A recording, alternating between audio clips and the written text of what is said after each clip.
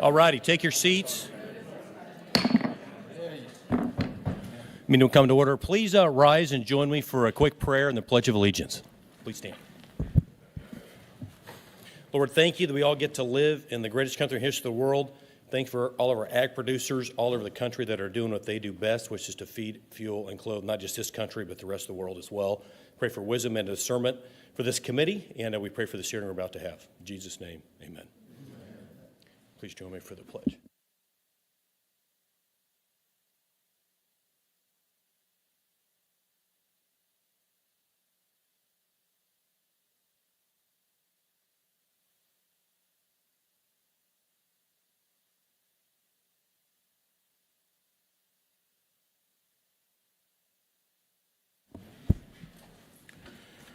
Welcome, and thank you for joining this morning's hearing entitled The State of the Livestock Industry, Producer Perspectives. After brief opening remarks, members will receive testimony from our witnesses today, and then the hearing will be open for questions. In consultation with the ranking member and pursuant to Rule 11E, I want to make members of the subcommittee aware that other members of the full committee will also be able to join us today. I recognize myself for an opening statement. It's an honor to chair this hearing of the House Agriculture Committee's Subcommittee on Livestock, Dairy, and Poultry in the 119th Congress. As the fifth-generation Kansan, having grown up on my family farm, I rode pens and doctored thousands of sick cattle at our preconditioning feed yard. I understand the grit, tenacity, and courage that it takes to make a living in agriculture and the burden of responsibility for feeding the world that comes along with it. As we get started this morning, I want to recognize Scott Foote with Foote Cattle Company, who was in the audience with us along with his daughter Molly Foote. His family feeds cattle throughout the state of Kansas. He's my guest at tonight's State of the Union, and I appreciate him joining us this morning. Chairing this subcommittee for the second Congress in a row is a unique honor for me as I represent the Big First, where producers sell $10 billion worth of livestock, dairy, poultry, and products like beef, milk, and eggs every year. That does not happen in a vacuum. It takes the entire animal agriculture chain to make that happen, and we see it all in the Big First District of Kansas. From the producer to the feedlot and from the harvest facility to the distributor, every role is important in delivering protein to the market and to the consumer. During the 118th Congress, members of this committee traveled the country to visit with farmers, ranchers, and agriculture producers about the need for a 5-year farm bill that is long enough to provide certainty and short enough to respond to market changes.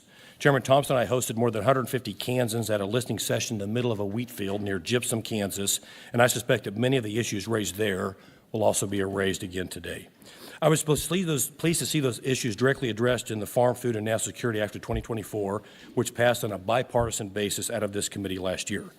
That legislation would have maintained American food independence, invested tax dollars where we would see a return on those dollars, protected crop insurance, promoted trade programs that helped Americans remain competitive and secure, conducted rigorous oversight of the executive branch, promoted animal health, invested in agricultural research at America's land-grant universities, and much more. As the chairman of this subcommittee on livestock, dairy, and poultry, I was proud of that legislation, and as a Kansan, I was proud too. I'm eager to hear from you all today about what's working, what should be considered, where additional investment may be required, and where the federal government needs to just get out of your way. As time has taught us, even if well-intended, more legislation and regulation is almost never the answer. The past 4 years under the Biden administration were a perfect example of what can happen when the government gets in the way. Whether it was proposed Seminole framework that would have increased costs for producers and consumers with no real impact on public health, its botched response to the highly pathogenic avian influenza, or water regulations which would have put several processing facilities out of business, we must learn from these mistakes and not hamstring America's farmers, ranchers, and our ag producers. As we work to craft the next farm bill, we look forward to today's conversation to continue our working together in the 119th Congress. With that, I'd now like to welcome the distinguished ranking member, the gentleman from California, Mr. Costa, for any opening remarks that he would like to give. Thank you very much, Chairman Mann, and members of our subcommittee for, I think, this important, timely hearing. It's important that we have people who are where the rubber meets the road, so to speak, talk to us about the state of the livestock industry throughout the country and the regional impacts that we're all feeling with the challenges that we've had in the last several years, especially with the high-path avian flu in the poultry industry and the dairy industry, and how we've tried to address that.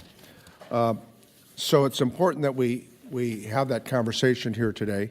But let me also say that this follows on the backdrop of the President's announcement of tariffs pending with regards to Canada, Mexico, and Canada,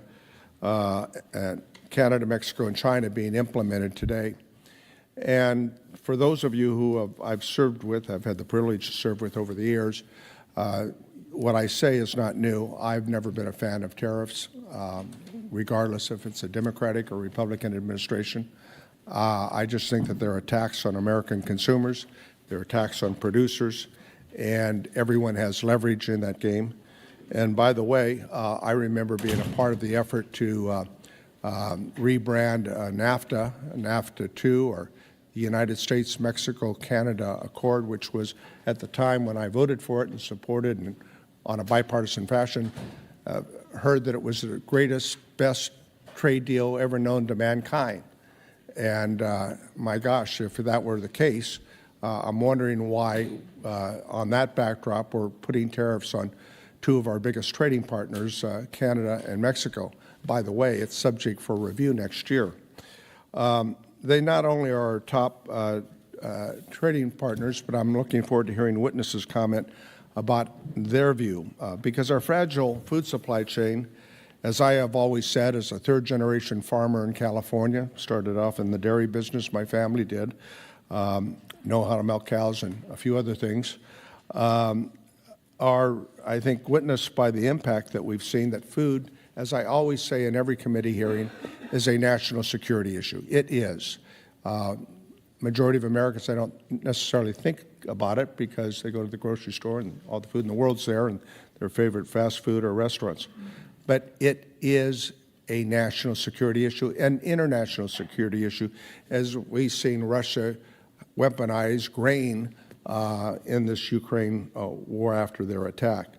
So today we're going to hear from producers on how fragile our food supply is.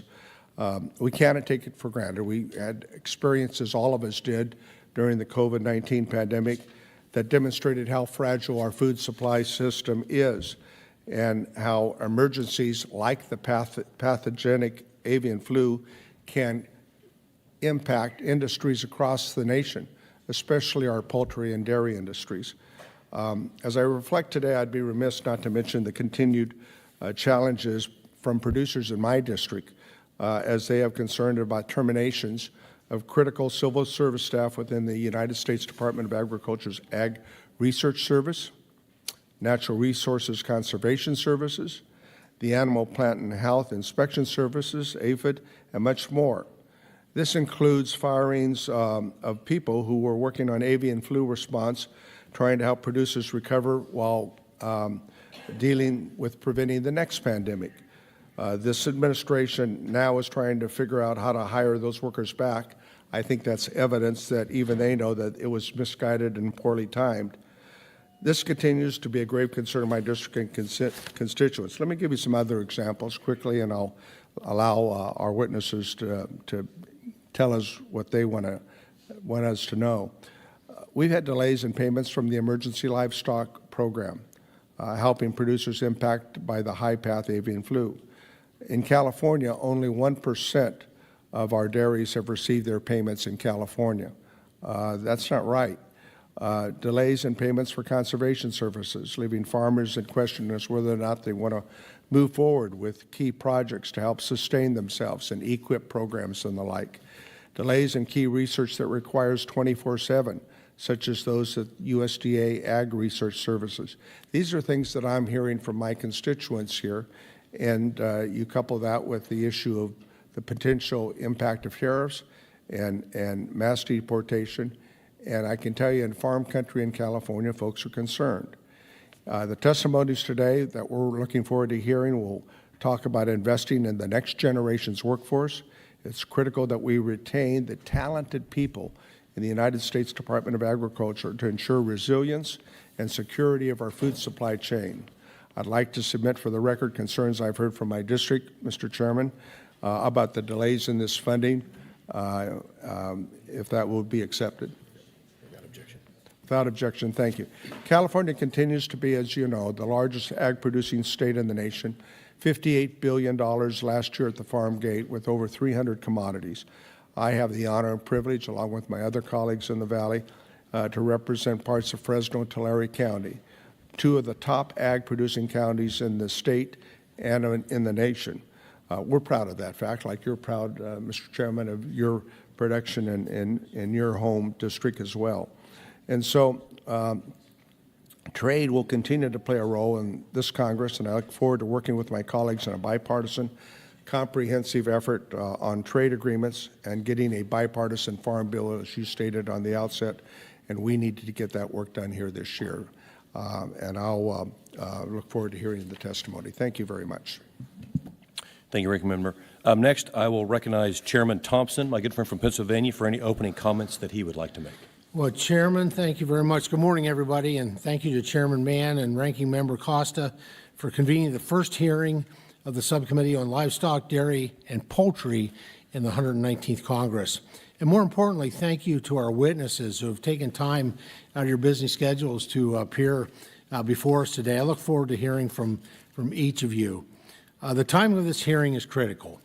Our producers are dealing with a historic high pathogenic avian influenza outbreak, harmful state mandates like Proposition 12, and difficult marketing conditions, along with a slew of other issues. Now, this hearing today is a great opportunity for us to learn from the experts in front of us about the best way to combat these problems.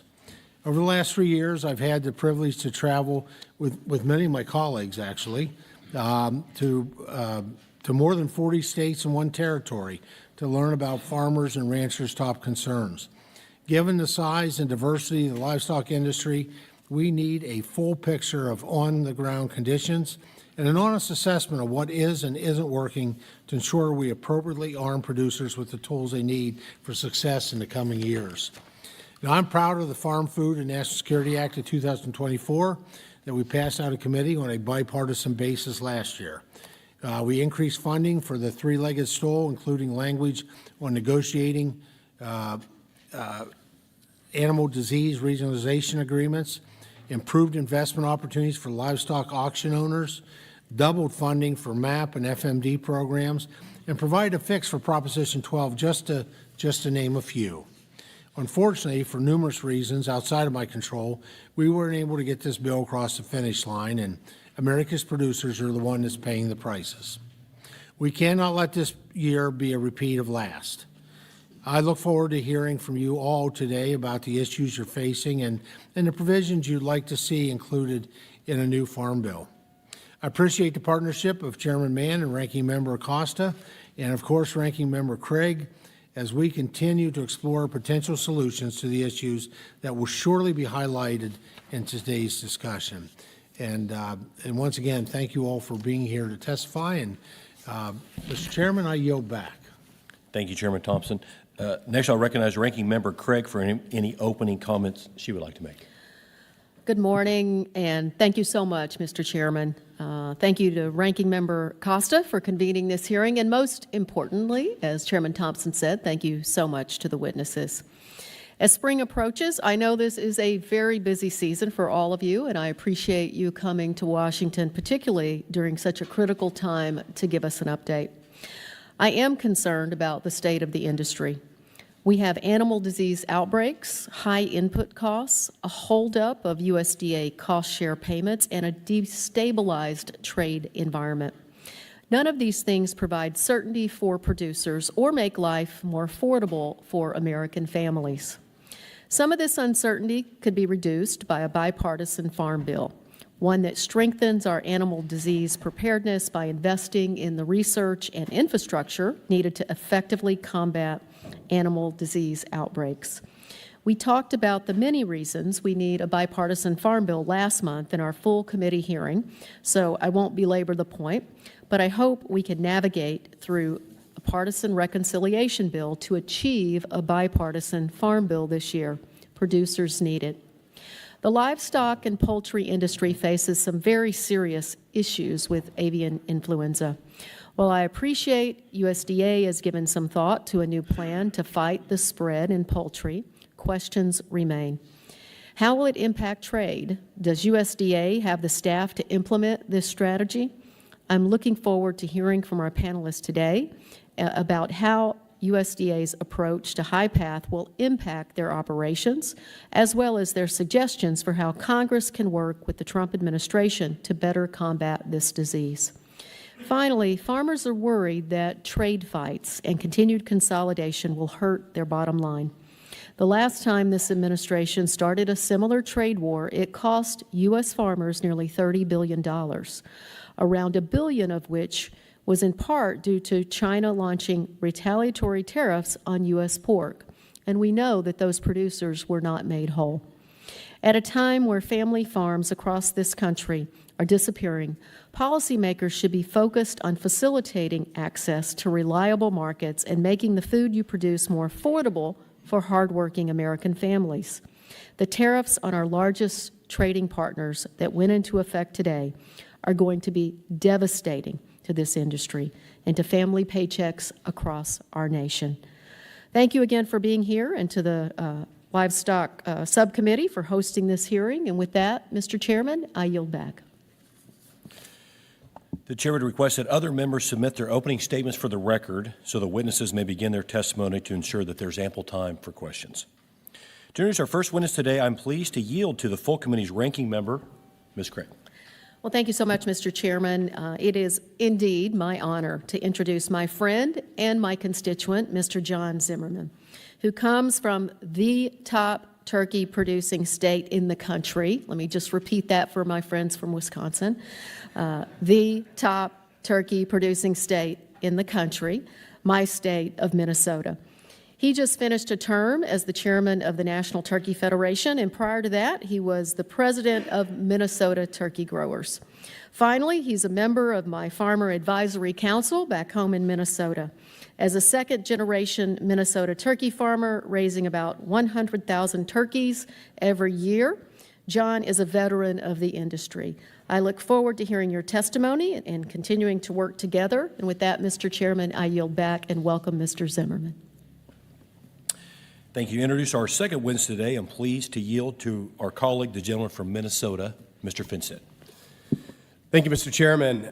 Minnesota's 1st Congressional District is a pork powerhouse district. We have some counties that has more pigs than people.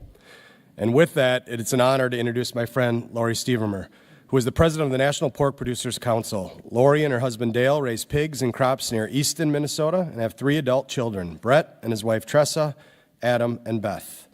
Moreover, Lori is the customer success manager for Alltech's U.S. pork business, having spent her time in sales and marketing in the animal nutrition business for over 30 years. Her previous experience includes 9 years on the executive board of the Minnesota Pork Producers Association, including 2 years as president and a member of various state and national committees. Lori represents the best of southern Minnesota and is a tremendous advocate for the swine industry at the local, state, and national levels. And we thank her for being here today. Thank you, Mr. Chair. I yield back. I'll now yield to our subcommittee's ranking member, Mr. Costa, to introduce 2 of our witnesses. Thank you again, Mr. Chairman, and it is my honor and privilege to introduce Mike West, who up until the reapportionment in 2020 was a constituent of mine, but still a neighbor and a friend from Hillmar, California. He's chairman of the United Egg Producers and president of J.S. West and Companies, Inc.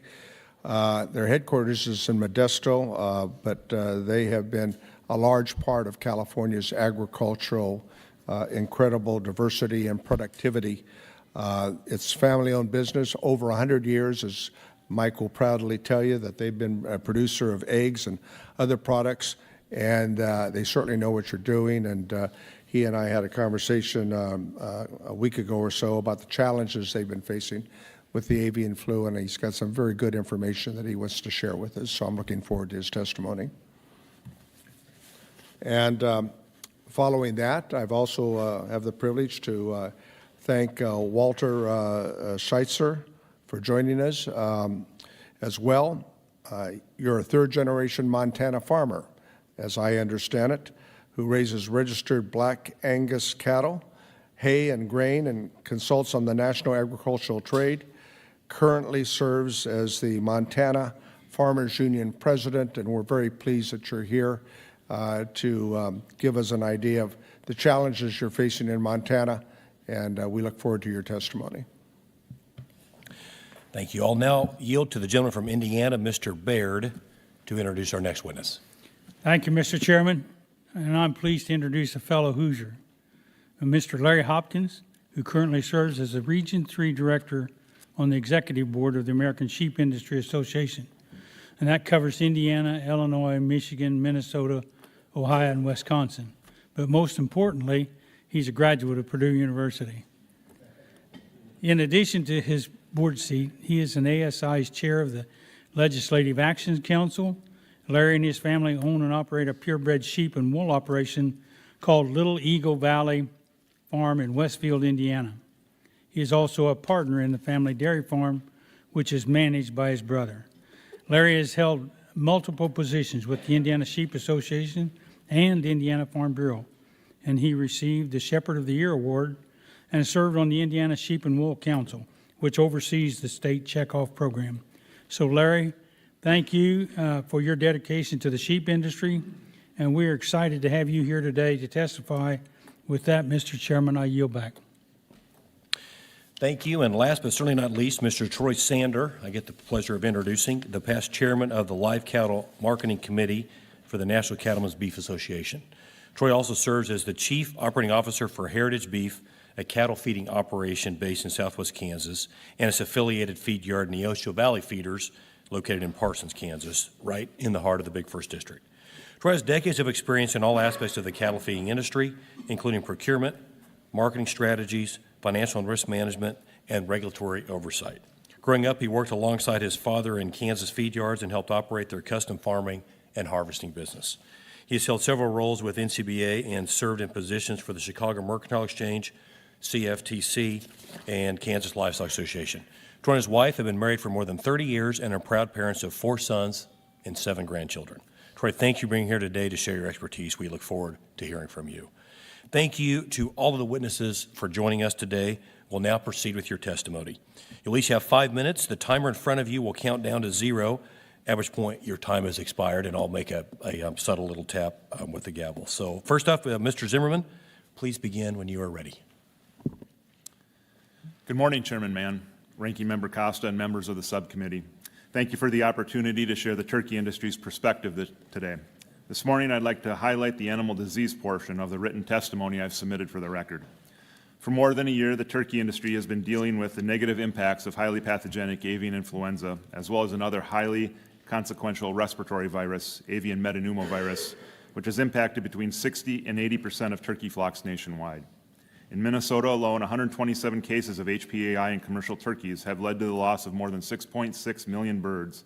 And while HPAI is 100% lethal to birds exposed to the virus long enough, AMPV is more subtle but equally impactful due to its ability to significantly reduce egg sets of breeder stocks that produce the next generation of turkeys and cause severe, prolonged mortality in commercial flocks.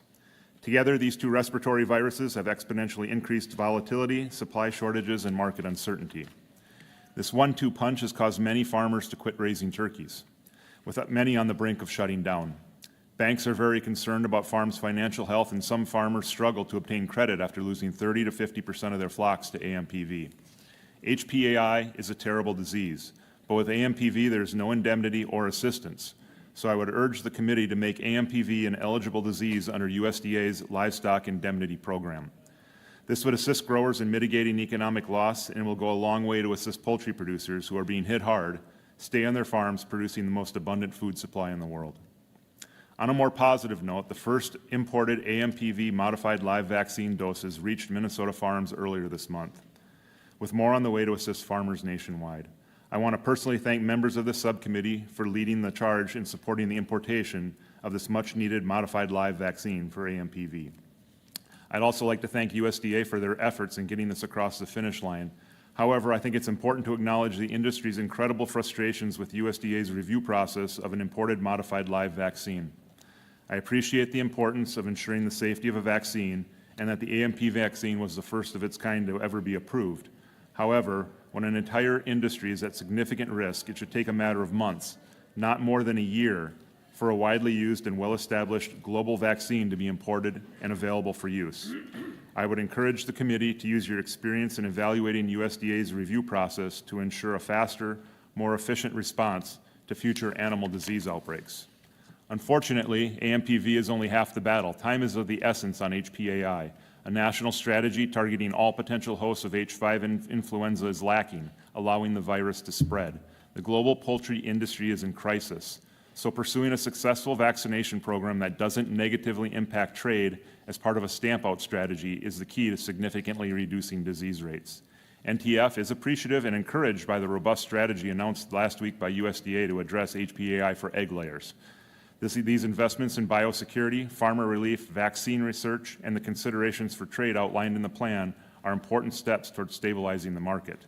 However, these methods must extend beyond egg-laying operations to encompass the broader poultry sector, including the turkey industry. HPAI has devastated turkey producers, leading to significant flock losses, supply disruptions, and increased costs that directly impact consumers. A comprehensive response must recognize the unique needs of all poultry sectors, ensuring that all efforts include turkey growers. NTF supports research on finding an effective vaccine for HPAI, improving vaccine and diagnostic technology, while creating a vaccination plan for commercial poultry. As vaccine technology advances, there is growing interest in using HPAI vaccine to prevent disease spread and reduce losses as part of a stamping out strategy. As a parallel approach, NTF strongly encourages USDA to renegotiate with key trading partners to minimize the implications of vaccine deployment. If the U.S. fails to lead globally on implementing animal health solutions capable of preventing disease and death in commercial poultry, we'll be at a significant business disadvantage. Empowering USDA to increase proactive engagement with trading partners and solidify a new framework to reduce disease outbreaks' impact on the global food supply is essential. So in closing, as Congress writes a new farm bill, NTF urges the renewal and robust funding of animal disease programs such as the three-legged stool and the establishment of an HPAI strategic initiative to ensure the turkey industry has the tools necessary to combat future animal disease problems. Thank you again for the opportunity to testify today, and I look forward to answering any questions you may have. Thank you very much for that testimony. Next, Mrs. Sturmer, please begin when you're ready. Well, good morning, Chairman Mann, Ranking Member Costa, and members of the subcommittee. I'm Lori Stevermer, a third-generation pork producer from Easton, Minnesota, and president of the National Pork Producers Council. In thinking about the state of the livestock industry, let me start by saying that for several years, America's 60,000-plus pork producers have faced difficult times. While farmers are ever optimistic about the future, we are emerging from the worst period of losses in our industry's history, averaging $30 per head from late 2022 through early 2024. Since then, some production costs have declined and hog prices have improved, but many farmers have not recovered financially. To provide certainty, we need to continue farming. American agriculture needs a 5-year farm bill in which pork producers have 3 priorities. First, we must fix the problems caused by California's Proposition 12, which has increased farmers' operating costs, caused business uncertainty, and raised pork prices at the grocery store. As you know, this law reaches far beyond California to include farmers in other states and even other countries. The outcomes of Prop 12 defy common sense and create a patchwork of differing state regulations if Congress doesn't act. Prop 12, opposed by both President Trump and President Biden, is harming small and medium family farmers the most. We have followed the processes in place to address this issue, and we are before you because the Supreme Court has said it is a matter for Congress to take up. Second, we need to ensure that we protect livestock from foreign animal diseases such as African swine fever by funding USDA programs for detection, prevention, and rapid response to outbreaks, which we have come to call the three-legged stool of animal health. This must include a strong laboratory network for surveillance and a stockpile of vaccines to quickly respond to diseases. Third, we must promote our exports by funding the Foreign Market Development Program and the Market Access Program. This is critical to our ability to produce wholesome, nutritious pork and serve our communities and employees. Moreover, we need to think hard about how policies and regulations on market reporting, labor, and competition impact family farms across America, not just now, but for future generations. I hope this committee will consider a 5-year reauthorization of the livestock mandatory reporting program. It ensures that reliable and accurate information influencing critical business decisions is available to farmers like myself and others at this table. Employment remains a top issue I hear from our producers. Farms across the country desperately need employees. The H-2A visa program must be expanded to include year-round foreign-born workers. Given our ongoing challenges, farmers need assurances we won't be subjected to regulations that restrict our ability to buy and sell our animals. For that reason, we urge Congress and the administration to defund and withdraw the Packers and Stockyards rules. Finally, let me say a few words about international trade. Without trade to our customers beyond our borders, we see and feel deep, substantial losses. International trade provides us with $66 per pig marketed. Without those markets for the wide range of products we produce, many of us simply would not be able to continue to farm. U.S. pork producers face tariff and non-tariff barriers to our products in many countries, including China and the EU. Opening new and expanding existing markets is paramount and allows many farms to stay afloat. The best way to do this is through comprehensive trade agreements, eliminating those tariff and non-tariff barriers. Just how important are those agreements? U.S. pork exports, for example, have increased over 2,000% in value since 1989, the year the U.S. implemented its agreement with Canada. In fact, last year the U.S. exported over 3 million metric tons, valued at nearly $8.63 billion, which set a new record. We now export more pork to the 20 countries where we have a comprehensive trade agreement than to the 80 other plus nations which we ship pork. It is also important to realize there are a variety of inputs we must bring in from China, including amino acids and trace minerals. We need to keep this in mind as Congress and the administration continue conversations on the future of our relationship with China. We are proud of the work we do and appreciate the opportunity to help feed American families and to present our perspective on the livestock industry. Thank you for the opportunity to testify before you today. Thank you. Mr. West, please begin when you are ready. Good morning, Chairman Mann, Ranking Member Costa, and members of the subcommittee. Thank you for allowing me the opportunity to testify today on behalf of United Egg Producers. UEP is a farmer cooperative whose members independently market about 90% of the eggs sold in the United States. I am proud to serve on its board of directors, and I'm even prouder to serve as its chairman up until October of this year. My name is Mike West, and I am the proud president of JS West Milling Company in Modesto, California. JS West is a family-owned business. We produce eggs and we sell propane, and we've been in business for 116 years. My great-grandfather founded this company in 1909. Today we have capacity for 2 million laying hens, and we are also the largest privately held propane company in California, and we are looking to widening that gap. I am the fourth-generation leader of JS West Milling Company.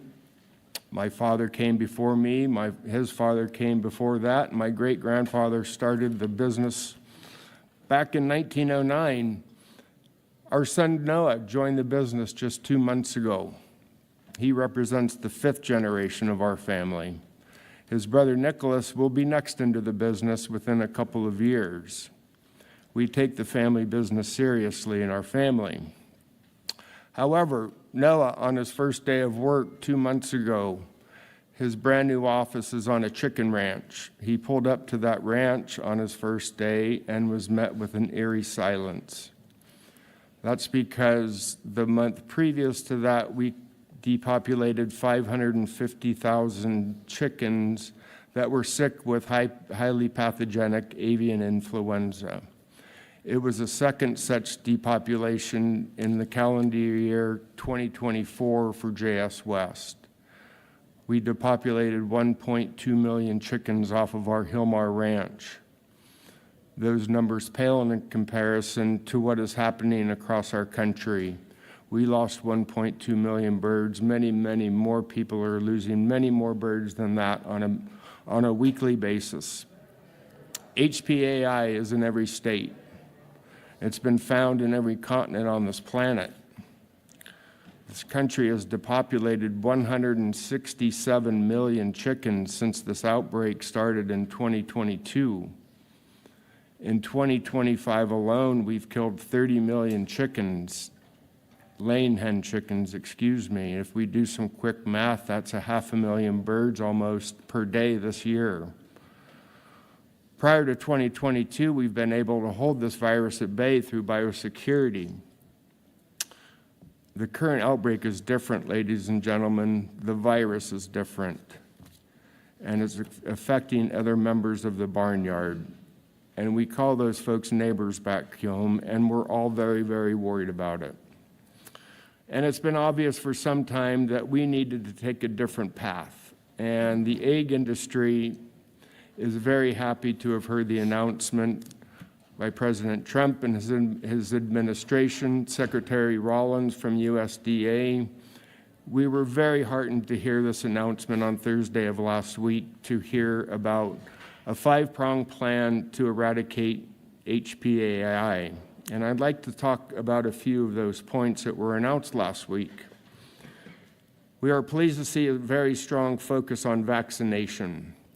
It's our position that between industry collaborating with the federal government and rolling our sleeves up and really talking and solving this problem, we can solve this problem and stamp out HPAI, excuse me. Mandatory funding for research must be done at every level. Our lab system in this country is understaffed, and this can slow down testing and it can speed up spread. We would like to see fully staffed APHIS members and ARS teams to assist producers on the ground during outbreaks. Our industry has created a working group. We've put together veterinarians, disease prevention experts, and retired government officials to come up with an industry plan, and we would love to share that plan, not just with this committee, but with every member and with USDA. And I know Proposition 2 and Proposition 12 have come up in this room this morning. I am a California egg producer, and I'm a very proud California egg producer, and we operate under different production standards in our state, and there's a handful of other states that do as well. Mr. Rich, your time is expiring. If you maybe make a few final comments, and then we can ask you some further questions. Okay. I would like to thank this committee for your time today. It has been the experience of a lifetime, and I will never forget it. Thank you very much for being here. Mr. Hopkins, please begin when you're ready. Chairman Mann, Ranking Member Costa, and members of the subcommittee, thank you for the opportunity to speak with you today. I serve on the executive board of the American Sheep Industry Association, and am here to represent the country's 100,000 lamb and wool producing farms and ranches. We view the bipartisan version of the Farm Bill passed by this committee last May very favorably. In fact, from our membership's perspective, it may be the best farm bill we've ever seen. ASI appreciates the last two extensions of the 2018 Farm Bill. However, in spite of the committee's best efforts, we are greatly concerned that the orphan programs were not included in the most recent extension. We ask that you include them in the next moving vehicle. The importance of those programs cannot be overstated. Ultimately, the reauthorization of the Farm Bill and the infrastructure it provides is paramount for the survival of our industry and our continued ability to provide the wool that clothes American servicemen and women and the American lamb that feeds your constituents. A large share of the U.S. wool clip did not receive a bid for purchase in 2024, and we are now in the shearing season for this year's clip. The trade war with China in 2018 blew up our single largest market for American wool. That loss was shortly followed by the pandemic that shuttered wool textile mills across the world and wiped out demand for most wool garments. That demand has yet to return to full strength, and buyers continue taking advantage of the prices of our stockpile. Current marketing loan rates have not been updated in nearly 25 years. Therefore, your efforts to update the loan rate in last year's bill were greatly appreciated, and we strongly support that change being included in the current effort. For some producers, the program is their only wool marketing tool. Further, please consider us in any future support resulting from unfair trade practices of our competitors. We encourage continued support of USDA's FAS programs, which support the opening of new markets of our products. Reliance on China alone is risky, as they have more wool textile processing equipment than the balance of the world combined. This month's USDA inventory report revealed an increase in the nation's sheep herd, due largely to the rapid expansion of solar and fire prevention grazing. Yet producers are dealing with record high input prices and depressed markets. The lamb market at the wholesale level has been stagnant for the past year, and any uptick is quickly dampened by imported lamb from Australia and New Zealand, portions of which were up over 33% last year. These conditions highlight the volatility we struggle with, particularly given neither a futures market nor a hedge against market downturns exists for us. Last spring, USDA RMA issued a report evaluating risk management tools available to the industry, or lack thereof. The report acknowledged our need for a quality risk management tool, but ultimately did not provide recommendations. We therefore asked the committee to direct the Secretary to provide recommendations for a viable, specific sheep management tool. 1/3 of America's sheep herd is under the watch of an H-2A sheep herder. Overtime payments required by certain states and the mandated salary increase forced on sheep producers by the Department of Labor's use of the adverse effect wage rate methodology are literally driving ranchers out of business. Salary alone in California, the second largest sheep producing state, is nearly $58,000 annually per herder. This, combined with the mandate that we provide the herders with food, board, clothing, while also covering application and visa fees, has driven our costs to an untenable level. California has lost nearly 15% of sheep production over the last 2 years alone. Research by Wyoming wool growers shows that Wyoming, the third largest sheep producing state, is dealing with similar result. ASI appreciates the prompt reaction of the administration with great support from members of Congress to bring USDA Aphids Wildlife Services personnel back online last month. Millions of head of livestock are protected from coyotes and other predators via an agency that is uniquely important to us. ASI strongly supports USDA's minor drug use development programs. The cost of bringing a new animal drug to market is rising, and many pharmaceutical companies are not investing in such development. The lack of access to these products, which are used by our competitors, creates a disadvantage. While imported lamb may be treated with a foreign drug, that same product is often not approved for use here by the FDA. In summary, ASI thanks you for including our priorities last year and believes that the reauthorization of a similar farm bill is crucial to all of our members. Thank you all very much. Thank you. Mr. Schweitzer, please begin when you're ready. Thank you, Chairman Mann, Ranking Member Costa, for the invitation to testify today. My name is Walter Schweitzer, and I'm president of Montana Farmers Union. I'm a third-generation Montana farmer. All of my grandparents homesteaded in Montana. I raise registered black Angus cattle, hay, and grain. I am also an international ag consultant and have been involved in international trade. My testimony today will be mostly about two themes: competitive markets and reducing uncertainty. I believe we must build a more resilient food system, one that is more diverse than the one we have today, with additional local and regional production markets and infrastructure. During the pandemic, we saw how fragile our highly consolidated food system is. But it doesn't have to be that way. When I first started farming, we had several packing plants, flour mills, bakeries, and home-delivered milk in most of our major communities. Now almost all of these are gone. We had family-owned grocery stores in every small community that had Montana food on its shelves. Now, most of our food produced in Montana is shipped 1,000 miles away to be processed, packaged, and then shipped back to corporate-owned grocery stores. This is not a resilient food system, and our food security is at risk. We can start addressing these problems by focusing on one of the Montana's biggest businesses, the cattle industry. Prices are relatively high today, but market volatility and uncertainty will remain high without more oversight of competition laws. For beef, just 4 firms control more than 80% of the packing. Cattle ranchers are hesitant to reinvest in rebuilding their herds when they are at the mercy of 4 large multinational corporations. We must push back against these monopolies with strong enforcement of competition laws. For over a century, the Packers Stockyard Act has protected the ability of independent family farmers and ranchers to compete in a fair and open marketplace without fear of retaliation or discrimination. But those protections had eroded until the last few years. Recent updates to the Packard Stockyard Act strengthen protections for family livestock producers. Lawmakers should maintain those common sense farmer-focused actions.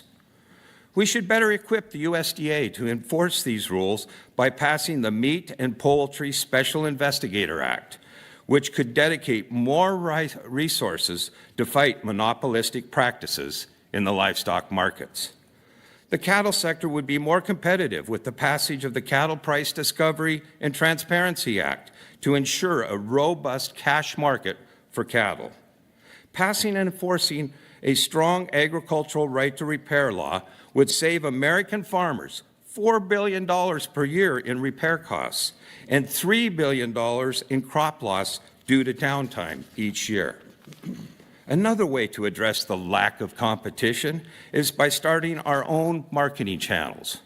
Montana Farmers Union worked with several direct-to-market producers to form meat processing cooperatives, the Montana Premium Processing Cooperative and the Glacier Processing Cooperative, that leveraged USDA grants and low-interest loans to build new plants. Ranchers in our co-ops now have additional markets, and consumers have more choices to purchase local food. We also need to make sure that consumers know what they're buying. Truthful and accurate labels are important to American producers and helpful for consumers. That's why Farmers Union supports the bipartisan American Beef Labeling Act, which requires mandatory country of origin labeling for beef. I urge you to reinstate COOL to make markets fair and more competitive for the American cattle producer. There are many livestock producers who are facing uncertainty due to early actions by the administration to pause federal grants and layoffs of tens of thousands of employees. Some Montana farmers and ranchers voluntarily enrolled in the USDA conservation and programs to improve their farm operation. Many farmers have been told that they're not being reimbursed. Even if the funds eventually come, the uncertainty is bad for long-term planning. I hope this subcommittee will keep a close eye on these cuts and how they affect farmers and ranchers. Finally, one of the best ways to reduce uncertainty in this livestock sector is to advance a strong farm bill that includes improved livestock disaster and insurance offerings. The farm bill is long overdue, and I urge you to push back against proposed agricultural conservation and nutrition cuts. I believe that investing in food security is national security and should be as much of a priority as investing in our military. Thank you for the opportunity to testify, and I look forward to answering your questions. Great. Thank you. Next, we'll hear from Mr. Sander. Please proceed when you're ready. Chairman Mann, Ranking Member Costa, and members of the subcommittee, thank you for the invitation to share a cattle producer's perspective on the state of the livestock industry. My name is Troy Sander. I am the Chief Operating Officer for Heritage Beef, a Kansas-based cattle feeding business, and the current president of the Kansas Livestock Association. I am also a proud member of the National Cattlemen's Beef Association, or NCBA, where I just concluded my time as chairman of the Live Cattle Marketing Committee. NCBA has been the trusted leader and definitive voice of the U.S. cattle industry since 1898. NCBA today represents over 25,000 direct members and approximately 178,000 through its 44 state affiliate organizations. As the chair of one of NCBA's 7 policy committees, I have seen firsthand our century-old grassroots policymaking process at work. Every member has a voice in that process, and it is on behalf of these cattle-producing families that I testify before you today. In general, and certainly more so than at any time in the recent past, I am pleased to report that the state of the cattle industry is healthy and strong. We are seeing cyclically high prices for fed cattle feeders, calves, and cows, and even setting new price records in some cases. While much of this can be attributed to tight cattle supplies, beef demand has also held strong in the face of inflation and tighter household incomes. Consumers know that beef is a nutrient-dense and efficient source of protein, and that it is largely why they keep coming back for more. Not to mention it tastes pretty good, which we got to experience last night. While we maintain a positive outlook in our industry, we're also not immune to the challenges that face all of production agriculture. Input costs such as feed, fuel, labor, and even regulatory compliance represent the greatest threat to producer profitability. To put it into perspective, as prices have nearly doubled over the last 4 years, my margin is roughly the same. As Congress explores ways to support cattle producers, I would draw your attention to the following points. As I stated earlier, much of the support for these high prices is because of strong beef demand. One of the greatest tools ever designed to grow and maintain beef demand is the beef checkoff system. This widely supported and successful program uses the pooled resources of cattle producers across the country to open new markets abroad, drive sales domestically, and conduct research into the human nutrition benefits of incorporating beef in a healthy diet. Cornell University estimates that those who pay into the beef checkoff see a roughly $13.41 return on every dollar invested. Despite this, the checkoff has come under fire from a small minority of dissatisfied producers whose voices have been amplified by the radical animal rights industrial complex. The simple fact is this: the beef checkoff works. It does so with rigorous oversight under producer direction and at zero cost to the taxpayer. NCBA urges lawmakers to reject any legislative or regulatory attempts to dismantle commodity checkoff programs. Finding and keeping a workforce is another major challenge in the cattle industry. Domestic farm labor is extremely hard to come by, and as a result, we struggle to maintain operational certainty. Although programs like H2A exist to help with the farm workforce, it favors crop production because it is entirely a seasonal program. The cattle industry needs refinements to H2A to make it a year-round, more successful, efficient, and streamlined program. NCBA was pleased that the Biden administration withdrew its disastrous rule, deceptively titled Fair and Competitive Livestock and Poultry Markets. Government handouts and central planning is not the solution to market challenges. However well-meaning this rule may have been, the fact is it would have wreaked havoc on the small producers it was intended to help. And this rule is not the only example of that.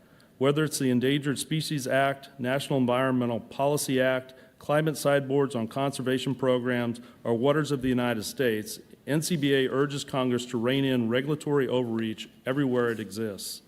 There are many other important issues I simply do not have time to address, and I would ask that you please examine my written testimony. In closing, Mr. Chairman, cattle producers are tough and resilient people who tackle new challenges with determination and grit. NCBA is ready to work with this subcommittee, the administration, and anyone to ensure a bright future for the next generation of America's cattle producers. Thank you, Chairman Mann, and I will now stand for questions. Thank you all for your important testimony here this morning. At this time, members will be recognized for questions in order of seniority, alternating between the majority and minority members, and in order of arrival for those who joined after the hearing convened. They'll be recognized for 5 minutes each in order to allow all of us to get as many questions in as possible. To begin, I'll recognize myself for 5 minutes. Thank you all for being here this morning. First question will be for you, Mr. Sander. Can you speak to the growth in demand that you're seeing for the cattle industry, and what's the outlook overall for prices as you think about where the beef industry is today and where it's headed? You know, a lot of the high prices and record high prices that we are currently experiencing today go back to just simple supply and demand. We're at a point in the cattle cycle, which occurs about every 5 to 7 years, where we see herd reductions because it wasn't so great of an environment a few years back. And so as supplies go down, prices go up. But I also contribute, as I said in my testimony, a lot of our continued robust demand has to go to both the beef checkoff system and also robust export markets as well. Thank you. Next question for you, Mr. Zimmerman. In your written testimony, you stated that the Biden administration's proposed salmonella framework lacks a scientific basis and introduces a policy that is logistically unfeasible, financially burdensome for the industry, and is likely to increase food costs, waste, and threaten food security. Please expand on the flaws of the proposal and provide an overview of all the important work that the industry is already carrying out to reduce the risks associated with salmonella. Obviously, foodborne illness is a concern for our industry, and we take many steps and strides to mitigate the risk in our processing plants. But the proposed framework proposed by the administration is highly flawed and potentially illegal. Salmonella is inherent in poultry, and to declare it an adulterant is just not legally sound. We take many steps to address the situation and decrease the loads, from farmers like me who regularly monitor for salmonella to processing plants who, have many steps to try to limit its spread. But to go so far as to declare it an adulterant is nearly impossible. Bacteria are everywhere. We'll do what we can do to limit the risk, but to go as far as they have in this rule is just not legally or scientifically possible. Yep, I agree. Thank you. Next question for you, again, Mr. West and also Mr. Zimmerman. You both know all too well about the havoc that HIPATH has wreaked across the poultry industry. I was pleased to see President Trump and Secretary Rollins' announcement last week directing additional money to improve biosecurity, fund indemnity, and conduct research on vaccines and therapeutics. How do you both feel that last week's announcement, how do you feel about the announcement and the impact that it'll have on our poultry producers? Maybe we'll start with you, Mr. Zimmerman, and then let you conclude, Mr. West. As I outlined, we're very thankful for the attention this issue has been raised, and we're thankful for the plan that has been brought forward. But we want to be very clear that this plan needs to address the virus and not just one species. Turkeys are not just big chickens, and we have our own set of concerns. So any plan moving forward, we would hope that turkey farmers would also be included, and it would encompass the entire spectrum of other species that are also affected. Dairy cattle, we're seeing in cats, rodents, and other issues. So the plan needs to be a little bit more holistic and address the virus as a whole, but we're thankful for the initial steps. Further comments for you, Mr. West? I know you talked about some in your testimony, but feel free to expand. I would echo Mr. Zimmerman's comments. It gives us a clearer path for our future.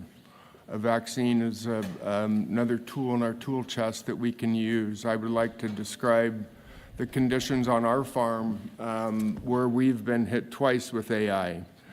Within 10 kilometers of our ranch, we have 40 dairies. We have about 10 million broiler chickens. We have about 4 million laying hens. And about 10 miles to the south of us, we have the largest nature preserve west of the Mississippi, I believe. So in our particular instance, we believe a vaccine would be very helpful and would ensure the health of those birds in that neighborhood. Great. Well, thank you all again for being here this morning and for your testimony. Next, I will recognize Ranking Member Costa for 5 minutes. Thank you very much, Mr. Chairman. I don't know, Mr. West, if you want to enhance your comments. You talked about your plan, and for the record, I'd like to submit the plan that you are implementing if there's no objection. No objection. Thank you. Do you want to expand any more on that, Mr. West? Well, are you referring to the working group that we've established in our industry? Correct. Yes, we are working on the first draft of that as we speak, and as soon as that is ready, we will be ready to deliver that. I do not know a time frame on that. I would guess, I don't want to guess, Mr. Costa.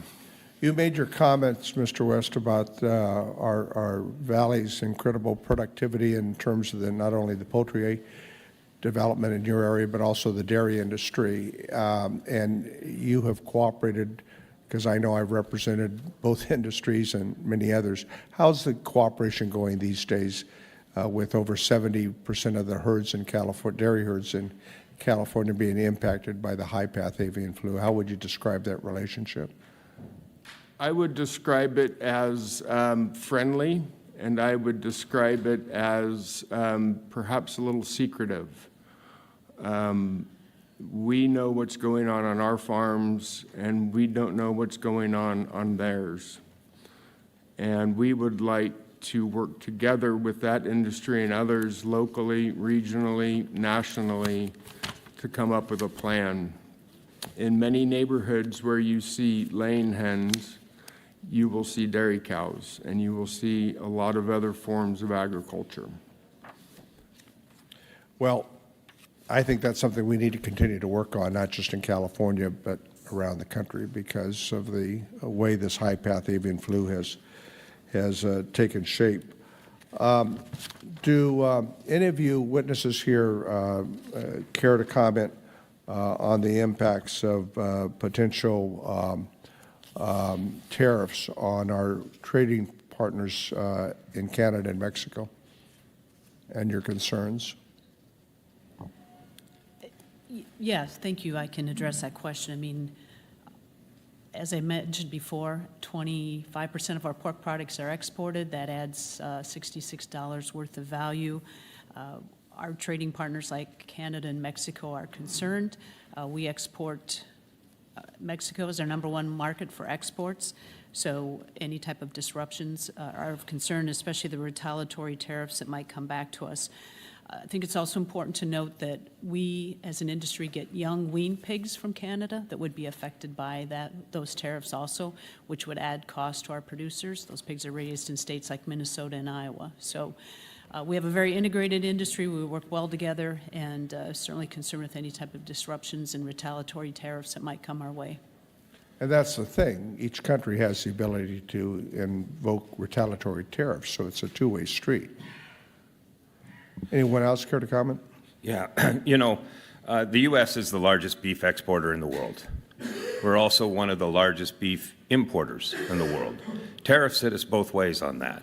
In Montana, we have a good working relationship with Canada. Most of our feeder calves go north to the border to be finished, fed out, and many of them come back to the United States to be processed. Most of our inputs for growing our feed come from Canada.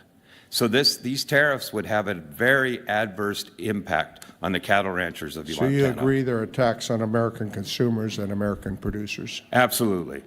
Thank you.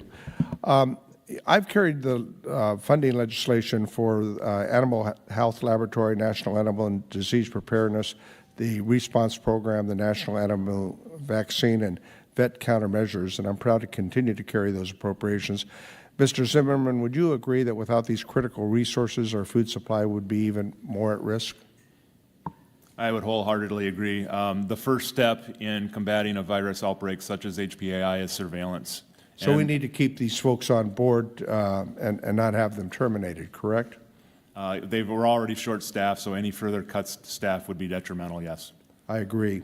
Biosecurity continues to be a main pillar, I think, in combating high-path avian flu, but we also have strong herd health here in the United States. Mr. Schweitzer, you mentioned in your testimony you could expand on why ear tags and other measuring of biosecurity are worthy investments. Quickly comment, I've run out of time. It's, you know, food security is a national security. We both agree. And herd health is national security. And it's definitely important, and our herd health is at risk without good traceability. It's a public good, and it should be, the cost of herd health should be borne by public, not the producers, not the feeders, not the packers. Thank you, Mr. Chairman. My time's expired.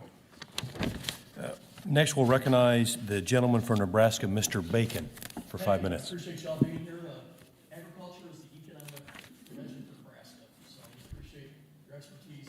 So I have a question for our beef experts here and our pork experts. Just tell me the importance of USMCA here to these two industries.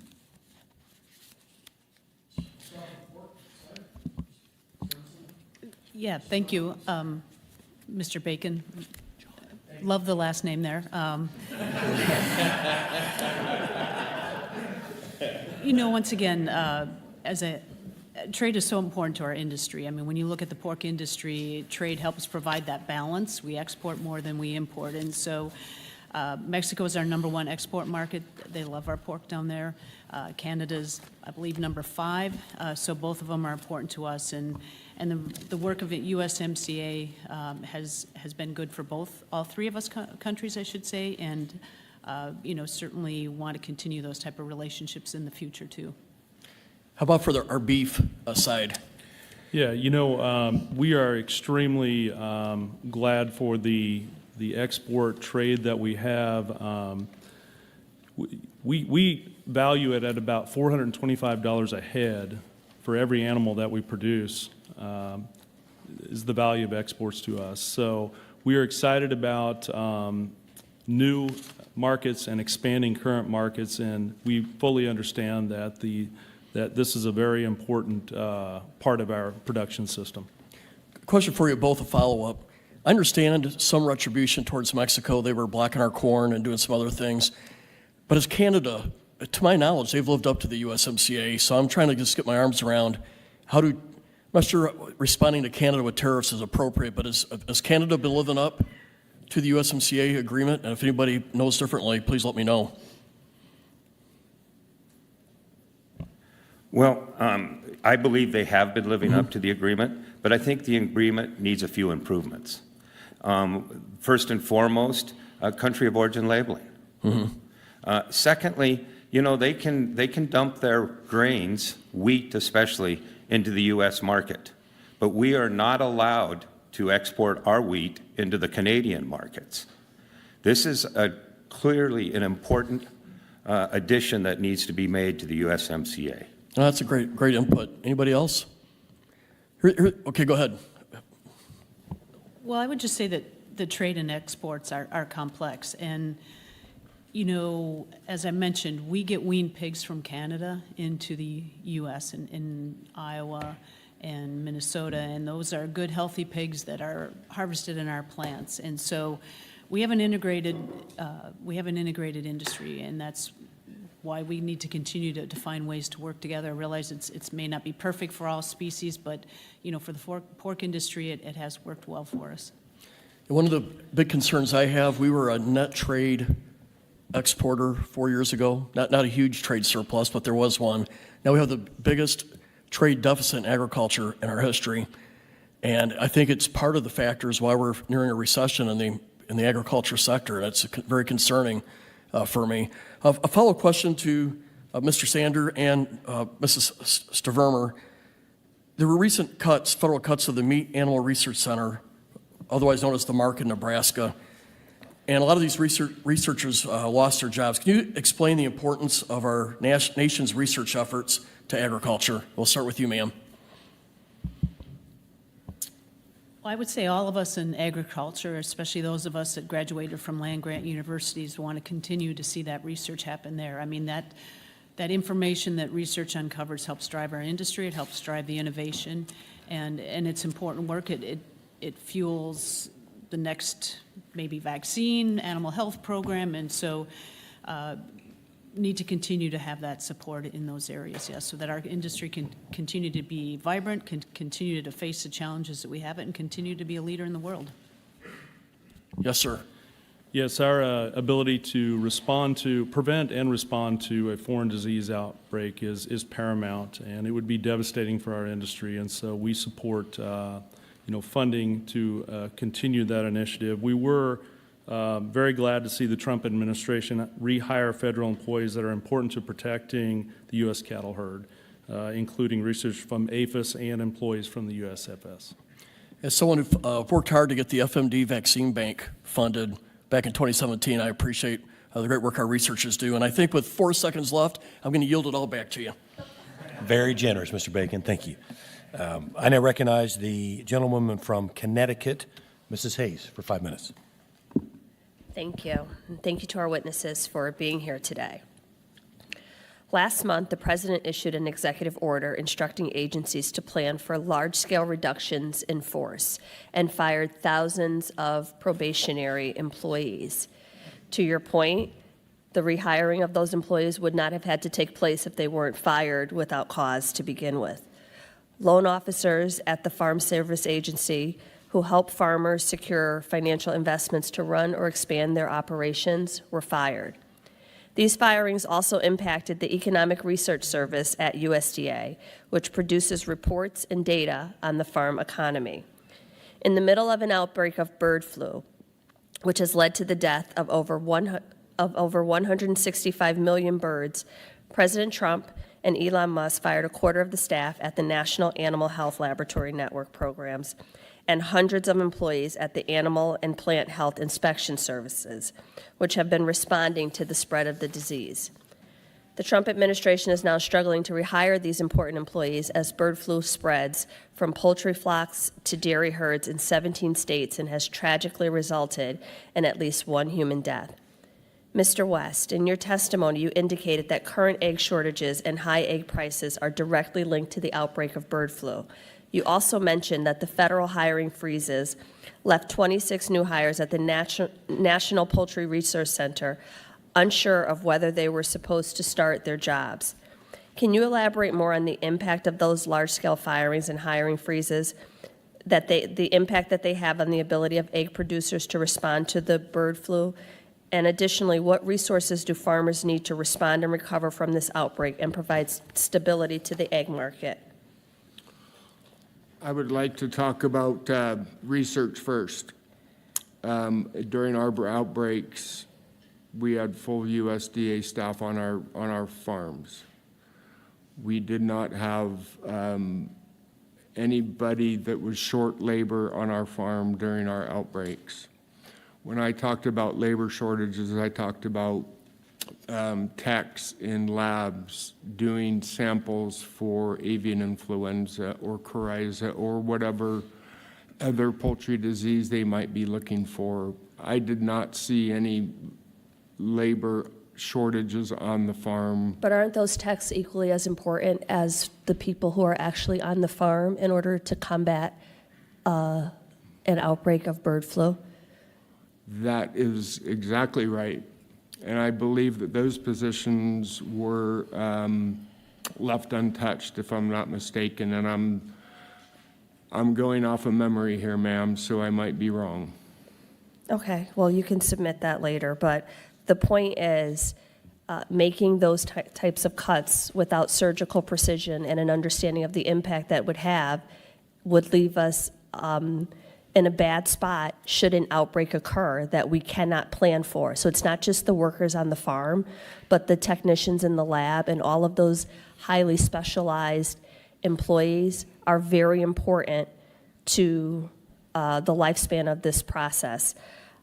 I have another question, but Mr. Schweitzer, you seem to be jumping out of your seat. Would you like to respond? You know, the cuts have had an impact in Montana, no doubt about it, both in predator control for our sheep industry, and for health of our livestock, and for programs for for the Montana farmers and ranchers. Right now, many farmers are going in to get their operating loans renewed. Mm-hmm. And the bankers are dismissing any support from the U.S. government. If you take that out of our bottom line, we're not going to get our loans renewed. Yes, thank you. I can tell you that it's also had an effect in Connecticut. I was approached at a parade by a father who wanted to tell me the story of his daughter, who was a shellfish expert, Marine veteran, highly recruited by the USDA, and happened to be a probationary employee in that role, although she had served 25 years in other agencies and departments in a highly specialized field as a shellfish expert. I'll submit my other questions for the record. With that, I yield back. The chair recognizes the gentleman from Indiana, Mr. Baird, for 5 minutes. Thank you, Mr. Chairman and ranking members. So I'm going to start, Mr. Hopkins. As you know, all orphan programs were left unfunded at the end of the last Congress. Can you speak to the importance of the orphan programs such as the sheep production and marketing grants and the need for continued funding? Thank you, Congressman. Yes, the orphan programs are critical to the sheep industry. The programs, as I understand it, in the past have been too small for CBO to score those in the baseline. And as a result of that, they always have to be listed in the Farm Bill as separate programs, which creates a lot of problems, especially when there's a CR that has to be done. Last year in the Farm Bill that this committee released in May, you combined many of those orphan programs into I believe it was a fiber trust fund to make sure that they would be in the baseline. And we are greatly pleased that you were able to do that. And if you can continue to do that in the new Farm Bill, I think we would be very satisfied that that problem that's been with us for a while would get resolved.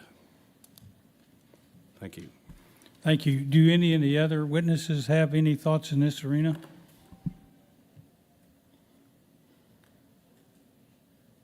If not, I'll move on to Mrs. Stevermer.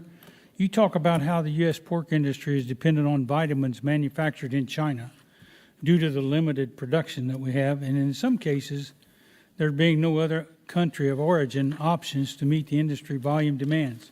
While this is not within the jurisdiction of the Ag Committee, what recommendations do you have to Congress for addressing this issue? Yeah, thank you for that question. And as I did mention, there are certain vitamins, trace minerals, and amino acids, that we can only get from China. And so my ask would be that as we continue to have conversations about our relationship with China going forward, to keep that in mind, because if we are unable to source them, or if the cost of those go up significantly, it will impact our producers' bottom lines. Thank you. Do any other witnesses have any remarks in this regard?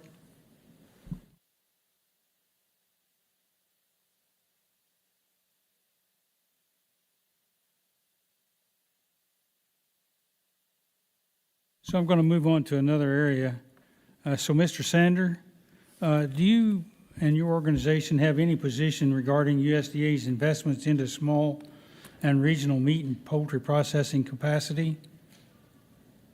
And given the policy preferences, as a general rule, is it preferable to have Congress authorize these programs or have administration do it?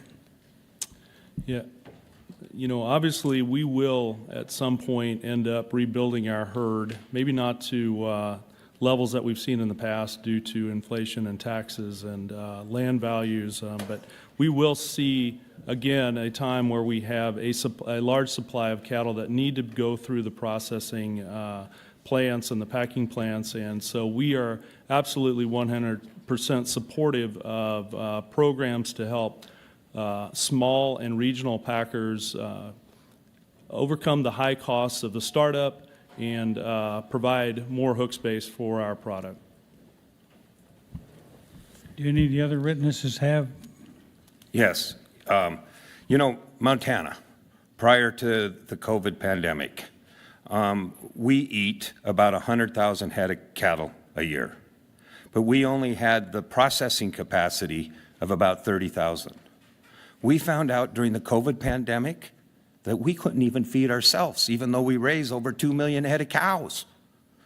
This local regional processing is critically important for our food security and our national security. And the investments that have been made in Montana have increased, almost doubled our processing capacity. But we still have a ways to go because we eat 100,000 head. So if we can process 60,000, we're still short 40,000. Thank you. Anyone else? We got about 21 seconds.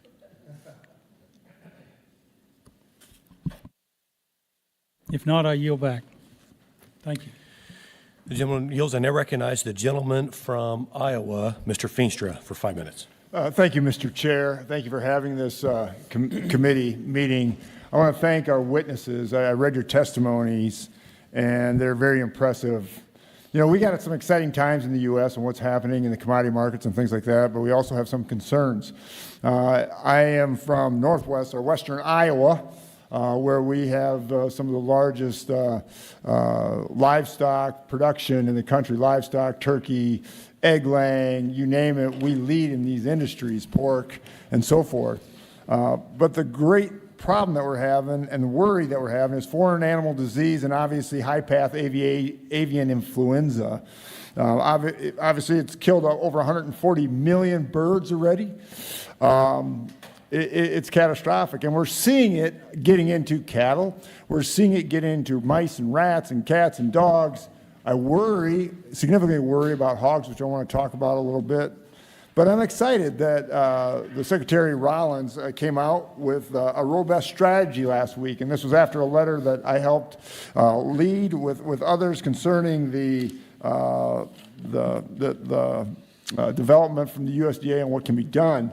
Obviously, the investment has to be in biosecurity, farm relief, vaccine research, and other considerations.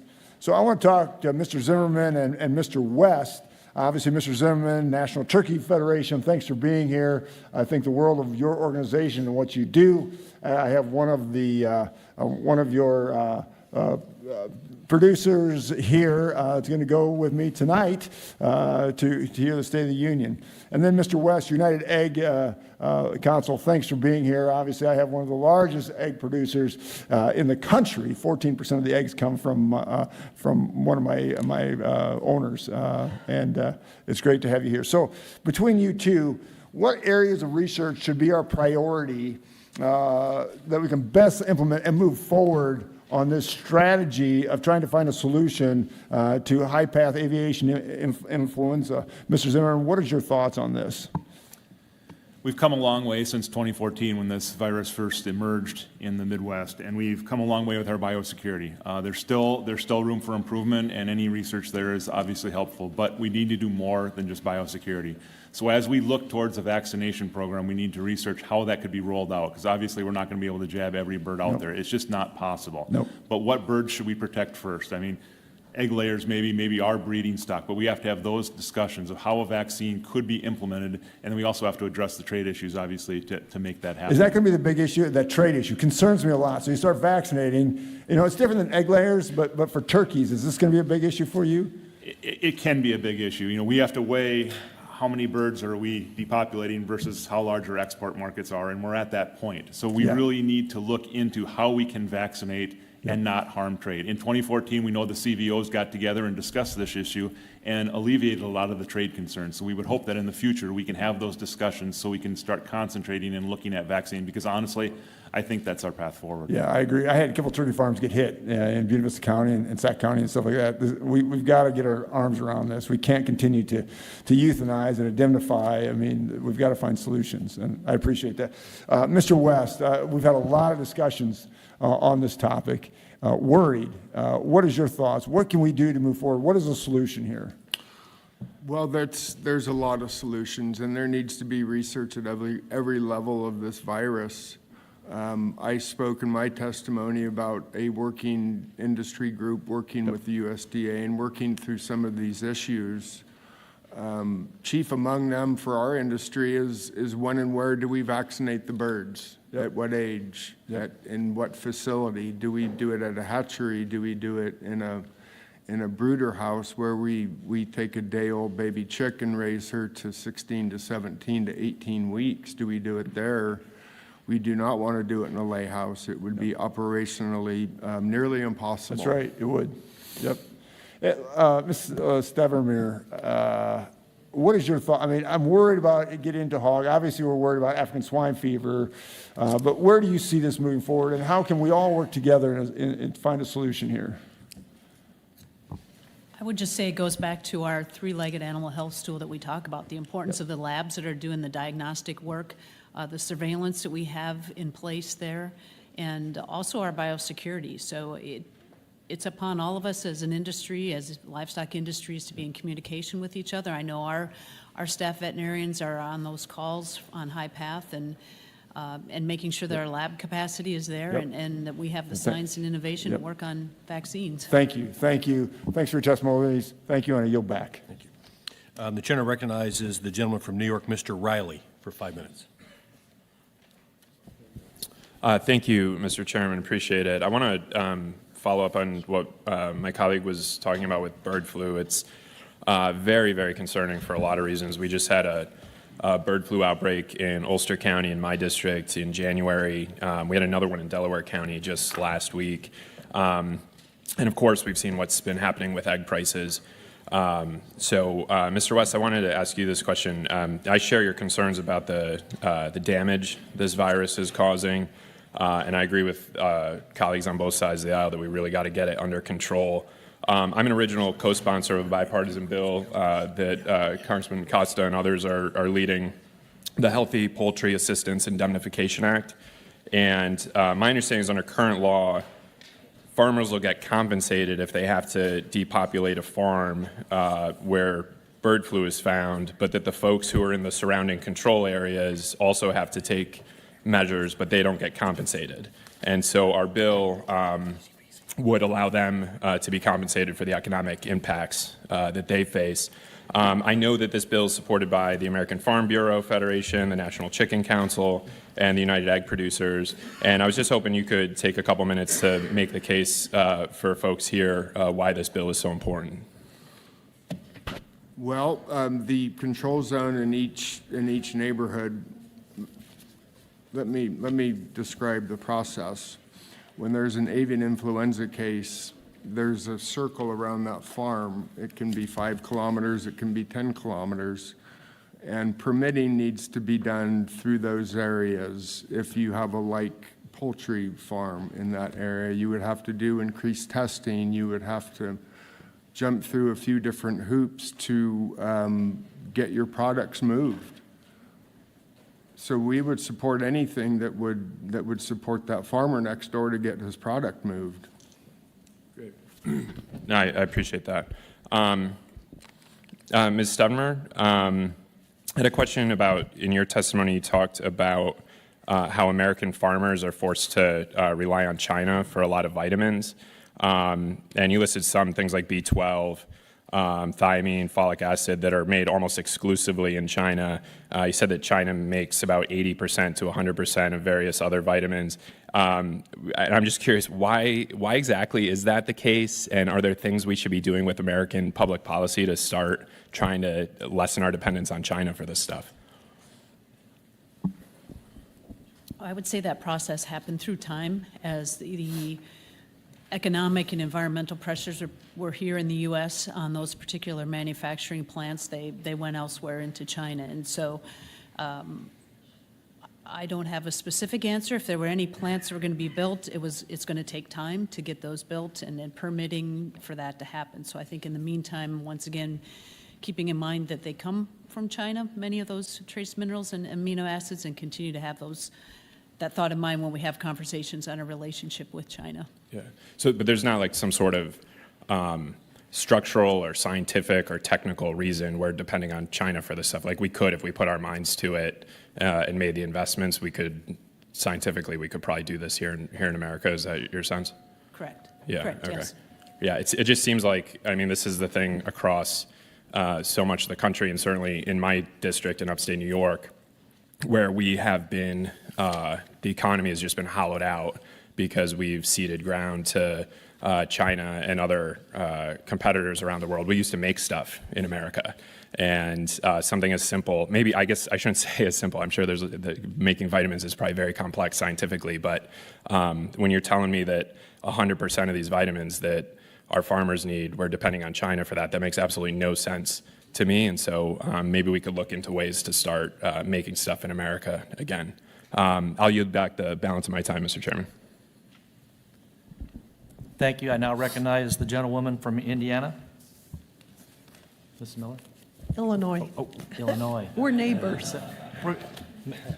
Thank you all for being here. I really appreciate hearing from producers. As a cattle producer myself, I understand the importance of promoting American beef and protecting our food safety in the country. I am concerned that other countries don't live up to the standards that United States has for, say, raising cattle. Mr. Sander, do you share these concerns when it comes to the importation of beef from other countries such as Brazil and Paraguay? You know, we do spend a lot of our time talking about the value of exports to our business, and probably need to also spend as much time about talking about imports. And as you mentioned, Brazil and Paraguay enjoy beef access to the U.S. market, but this needs to be immediately ceased, in our opinion, because they have proven they are either unable or unwilling to adhere to global animal health and food safety standards that we are held to here in the U.S. Thank you. And I do find it troubling that the United States is importing so much beef from other countries that put the U.S. cattle herd at risk for contracting dangerous diseases such as the foot and mouth disease.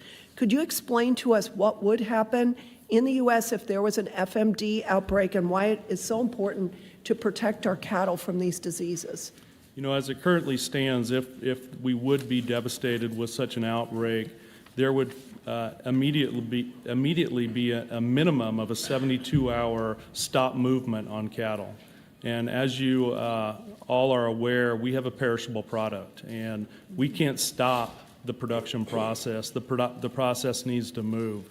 And so among other costly, devastating effects, that would be the one, obviously, that would happen quickly. And we just can't stand to have that type of a disease enter our shores.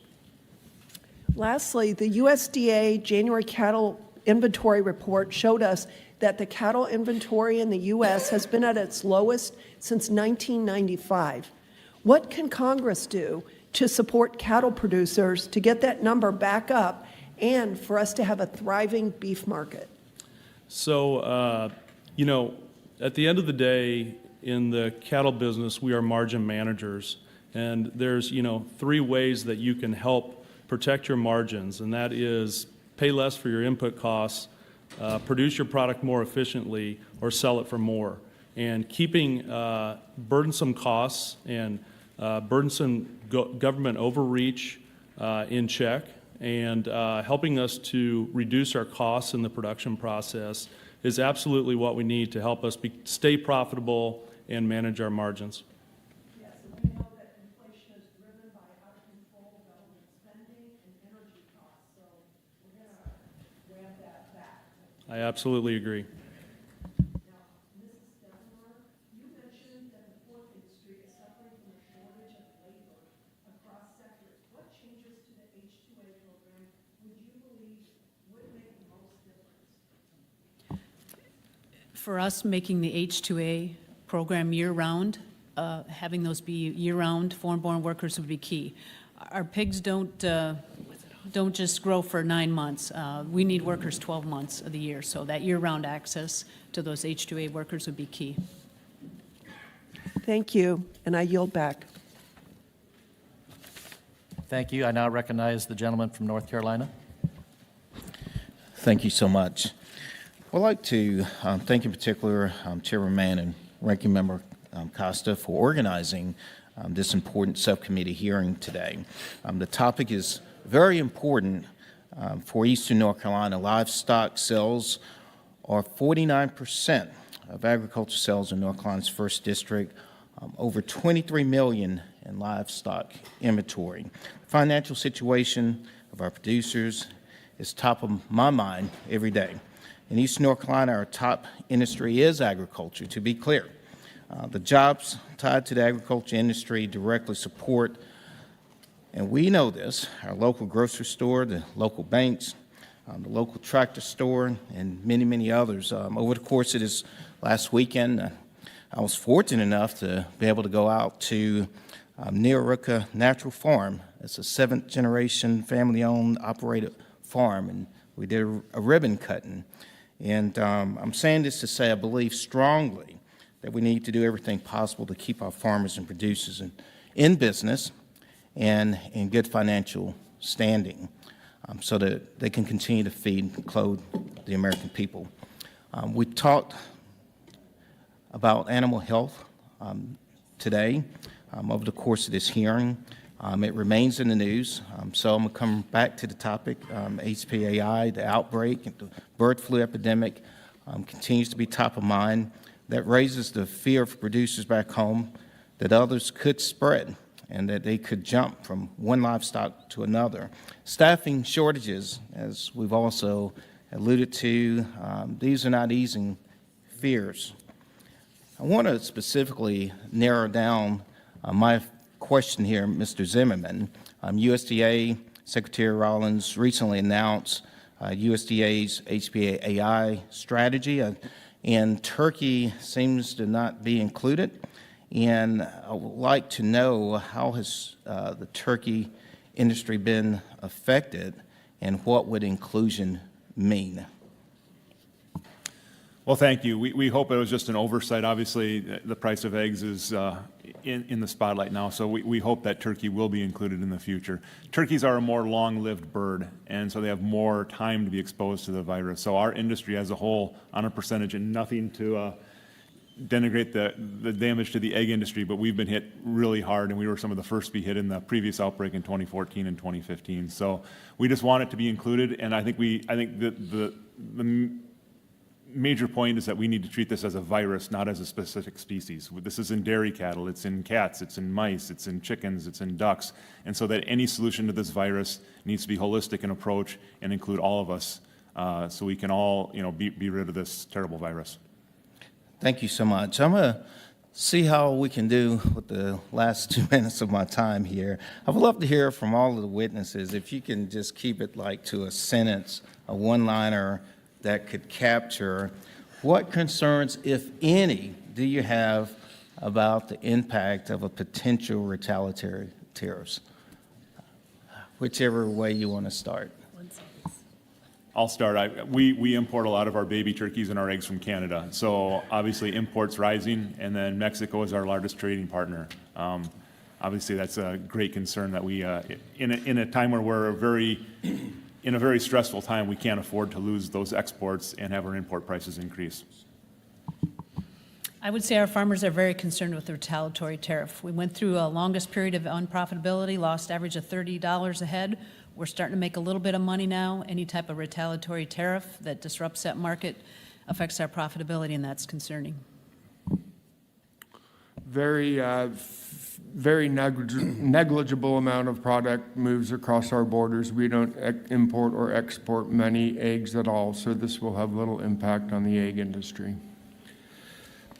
The commodity prices that are so low this year and last is in large part due to the last trade war. Our largest customers were impacted during that trade war, and they looked for alternative markets.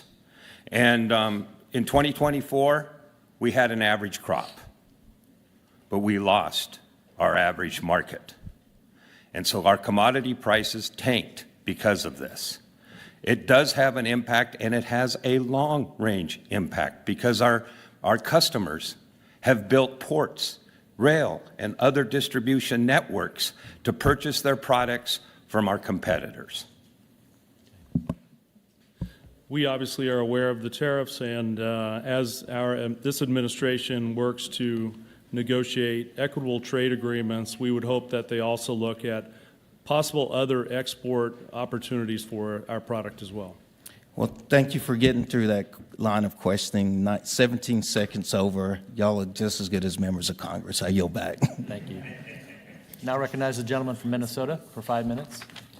Thank you, Mr. Chairman, and I'd also like to thank Chairman Mann for holding this important hearing today, and thank you to the witnesses for taking time to be here with us. Southern Minnesota is a top region for livestock production, and as I stated earlier, we are a pork powerhouse, and we're very proud of that. It's an honor to represent the hardworking men and women who put high-quality, nutritious protein on our tables. With that being said, Ms. Stevermer, Prop 12, it's wreaked havoc on the marketplace, and it's hurt small and medium-sized producers. The fallout will only lead to increased consolidation, as the largest producers are better equipped to conform to its arbitrary and unscientific requirements. In simple terms, can you explain to the committee why it's completely backwards to think Prop 12 is anything but detrimental to production agriculture? Well, first of all, I want to thank Chairman Thompson for his work on language with Prop 12. What makes it somewhat chaotic and backwards is the fact that while I am fine with states regulating production practices within their own state, it does not make sense for states to regulate production practices in other states. And the fear that our producers have is that patchwork of regulations. And it doesn't matter what size you are, small or medium, you feel that effect. And it's hard to make business decisions.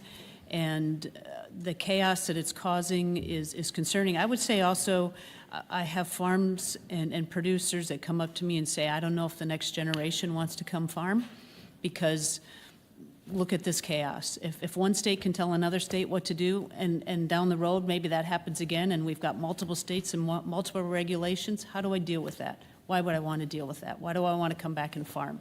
And I think that's very disappointing for people that produce wholesome, nutritious protein. I also say it's chaotic because it raises food prices. The people in California are paying on average 20% more for pork. That makes no sense. That makes no sense. Thank you for that. And in a follow-up to that, so in the Farm, Food, and National Security Act of 2024 that we passed in a bipartisan manner through the Ag Committee, we had a fix included for Prop 12, and you alluded to it, but do you support that fix and the language in that bill? We do support that, yes. All right, thank you for that. Maybe one last thought, and Mr. Riley from New York brought this up, and I think it's a very, very good point. You know, we have all our eggs in one basket when it comes to some inputs on the pork production side, and quite frankly, livestock production in general. But if you look at the amino acids, the vitamins, the minerals, it is scary to think that we all agree and say food security is national security, but yet we don't have a domestic fix to diversify our inputs. And so if we were to, from a congressional bipartisan standpoint, work on ways to reignite domestic production of amino acids, vitamins, things that are so critical to our food and national security, would the pork industry be supportive of that? I would say we would. I mean, it's, as you said, having all our eggs in one basket is not ideal, and working through any regulatory and environmental conditions that might be out there, I think is important to making sure that we can build that industry back again. Yeah, so to that point, I mean, these are self-inflicted wounds that we've put on ourselves, right? So we have regulated ourselves out of the marketplace to the point where our only conclusion is our customer or the deal is to be made with China. And so I think it's high time that we, again, in a bipartisan manner, work together to figure out how we can bring some of this production back to the United States. Mr. Zimmerman, I think of you often. You're a second-generation farmer, and most of your adult life you have lived as a farmer through very tough times. And so you look at the perfect storm we have going on now with high-path avian influenza and AMPV. How have these diseases separately impacted the economic livelihoods of Minnesota turkey growers, and what advice would you provide members of Congress and the USDA, and how can we best combat these impacts simultaneously? Yeah, as I said in my oral testimony, this has been a 1-2 punch to our farmers. I'm seeing the next generation of turkey farmers just throw up their hands. They can deal with one thing. HPI has been great because there's been indemnity. With AMPV, there has been no indemnity. So including AMPV in the livestock indemnity program would go a long way to provide some assurances to the next generation that there is some support there when they have these, these type of viral outbreaks. But more importantly, let's find a solution. We've been dealing with HPI since 2014. It's time to move on. We've spent the money on biosecurity. We need to look at vaccination. We need to get the trade issues straightened out, and we need to work towards a long-term solution because we cannot survive. We will not have a poultry and egg industry in this country if we have to continue to live with HPAI. Well, I've seen your kids and the way they love farming, and we owe it to them to get this right, to give them hope so they can be the third generation to take over your farm. So with that, I yield back. Thank you. I now recognize the gentleman from California for 5 minutes. Thank you, Chairman Mann, Ranking Member Costa. Appreciate you calling today's hearings, and thank you to our witnesses. Certainly been an informative discussion. Special welcome to my good friend and constituent, Mr. West. Nice to see you on the other side of the country here and see your friendly face. Thank you. I represent one of the largest dairy and poultry districts in the country, and certainly share a lot of the concerns that have been raised here today. With the depopulation of over 160 million birds and the the impact to consumers and wholesale prices and everything else, I mean, there's a lot to be concerned about.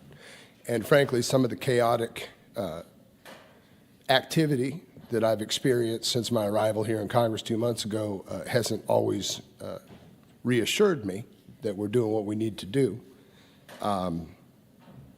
Having said that, I certainly think, the $100 million funding that Secretary Rollins has announced and is moving forward with is the bright spot in this. And Mr. West, you and I have talked about extensively the importance of the vaccination strategy, right? I'm hoping, well, I'm just curious if you could lay out for us what you think, how those funds can best be utilized, and what we can do as members of this committee and members of Congress to best utilize our time to support those efforts and make sure that that we do have an effective response strategy, because like I said, certainly a lot to be concerned about. So if you could walk me through your thoughts on the best use of those funds and how we can best support that. Absolutely. Thank you for the question. I think those monies need to be spent everywhere around avian influenza, Mr. Gray. I think that it needs to start with industry groups. And I've said, I believe twice this morning, that we have established an industry group that is really excited about meeting with USDA and getting an action plan put in place. We need to be looking at things like monitoring out there in the field. We need to look at test results. We need to manage processes on the ground that we don't have guidance for at this point. And I think it makes it that much more important for us to work with government to make a clear path for everybody. Nobody wants high egg prices. Nobody wants empty egg shelves in the grocery stores. We want this problem to be over with. And I think if we work together, we can sure do that. I appreciate that, and I'll open up the question to the rest of the panel, just a sense of what barriers or hurdles do you all see that we can be helpful in clearing as we head down this path? Open-ended question to any members. Sir. Surveillance is key, and fully staffing our surveillance teams at the state level is very important, because if we don't know where the virus is, we can't even begin to control it. So I know recently in Minnesota that some funding has been frozen, and our state is wondering how we're going to continue to, even do basic surveillance for HPAI. So that's key number one. But then our strategic initiative, which I outlined in my written testimony, again, it's very similar to what Mr. West is talking about, getting the best and brightest in the industry together and coming up with solutions and looking at how we can use potential solutions such as vaccination to finally rid ourselves of this virus. It's going to take a lot of time and effort to come up with that plan, and we need some help getting the people together to formulate those solutions. Appreciate that. Thank you all for your efforts, and please consider my office a friend and ally in addressing, this very serious situation. And thank you all, and I'll yield back the rest of my time, Mr. Chairman. Mr. Chairman, may I rise for a point of order? Go ahead. I'd like to enter into the record a Milk Producers Council of California letter that was addressed to me. I made reference to it in my opening comments about the impacts of the poultry industry and the dairy industry with high-path avian flu. And the dairy industry, like the poultry industry, has been made available to participate and file for emergency assistance for livestock, honeybees, and other farm-raised animals. And so that's helpful with this ELAP application for milk losses due to high path. However, the hope has been put on hold to a stop in payments for USDA, and Milk Producers Council wanted to raise that to our attention, and if we can enter the letter to the record, I'd appreciate it. Thank you. It'll be entered. Thank you. Now recognize the gentleman from North Carolina. Thank you, Mr. Chairman, and thank you to all of you that have been very patient on the panel today. There have been a series of questions that have popped up again about California's Prop 12, and just for the record, we know California's Prop 12 requires pork producers to increase space for their sows if they want access to the California market. It effectively banned gestation crates, a common enclosure used by the industry to protect sows and piglets during pregnancy and after birth. The premise of this law implies that hog farmers don't want their animals to be healthy and safe. And I would just ask, Mrs. DeVermer, do you find that that's the case with the producers that you interact with? The producers I interact with work closely with their veterinarians and consultants to make the best choices for their farming operation based on their management style. And Prop 12 was not based on any scientific measures. It was a number pulled out of the hat. And once again, we producers in other states had no opportunity to provide feedback, and yet it affects us. So that's part of our concern, is that patchwork and that over-regulation on our industry.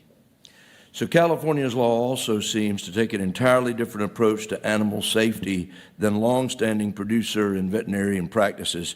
And I wonder if you could confirm if there was any science really put in behind this decision. No science put behind it, just arbitrarily picked out a number of 24 square feet. Okay. Well, I understand Prop 12 went into effect just about a year ago, and I wonder if you could take a few moments to talk about the extremely difficult decisions that producers are facing on whether or not they comply with a forced mandate from California or try their best to find another market to sell into, both of which are extremely costly in the process. Can you talk a little more about that? Yeah, producers are making business decisions, whether they should incur costs to comply to Prop 12. And while there may be some premium involved with that, there's no guarantee that premium is going to last for a long period of time. Plus, there's no guarantee that there's not going to be another state's regulation come along with a different square footage that would affect their businesses. So irregardless of your small, large, medium, compliant, non-compliant, you're concerned about that patchwork of regulations. I would say that it's gone beyond the U.S. Our trading partners, Mexico and Canada, are concerned about Prop 12. It's disruptive. I mentioned earlier that we bring piglets down from Canada into the U.S. Minnesota and Iowa are a couple of states that give a lot of those piglets. Canadian producers are affected by Prop 12 then. And so, they're just struggling to see how that can affect them in that chaos. And I will state it again that within California, the USDA chief economist studies showed that pork prices rose 20%. So it's affecting us as producers. Our costs are going up, but it's affecting consumers also. Thank you. And I think you make a great point about worrying that there's going to be continued fragmentation in state laws if Congress fails to act. And I think that's going to be critically important. I want to turn to Mr. Sander, if I may, for just a moment. I did note in your testimony that California's Proposition 12, which largely focused on the hog industry, is of huge concern to the National Cattlemen's Beef Association and its members. And I wonder if you take a moment just to explain why this is so worrisome to you and other livestock producers. Thank you for the question. It becomes concerning for us when a state that produces less than 1% of the domestic hog production in the U.S. starts dictating animal husbandry practices to the rest of the country. We believe in the cattle industry that I personally have spent the last 50 years, I'm not that old, but I started really young, learning how to do a good job of raising livestock and animal handling and animal husbandry practices. And we are literally the original stewards of the land and of the animals, and we believe that those decisions need to be made with us, not just one state. Well, thank you very much. And Chairman, with that, I'll yield back balance of my time. Thank you. I now recognize the gentleman from New Mexico. Thank you, Mr. Chairman. Thank you, Ranking Member. I appreciate the ability to wave on to today's subcommittee hearing. I represent New Mexico's 2nd District, the chili capital of the world. We produce the largest amount, over half of the country's onions in June and July, and we're also home to the Wild Turkey Grand Slam. You can hunt a Rio Grande, Merriam's, and a Gould turkey in my district, which I'm very proud of. However, we're here today to talk about livestock and dairy, two really critical industries to my district as well. Now, we have over 9,000 ranchers that raise over 1.2 million head of cattle and contribute over $2 billion to the New Mexican economy. They hold 2,200 allotments across approximately 13.5 million acres of public lands across the state. However, oftentimes, these ranchers are confronted with unnecessary bureaucratic hurdles that hinder their ability to do their jobs efficiently.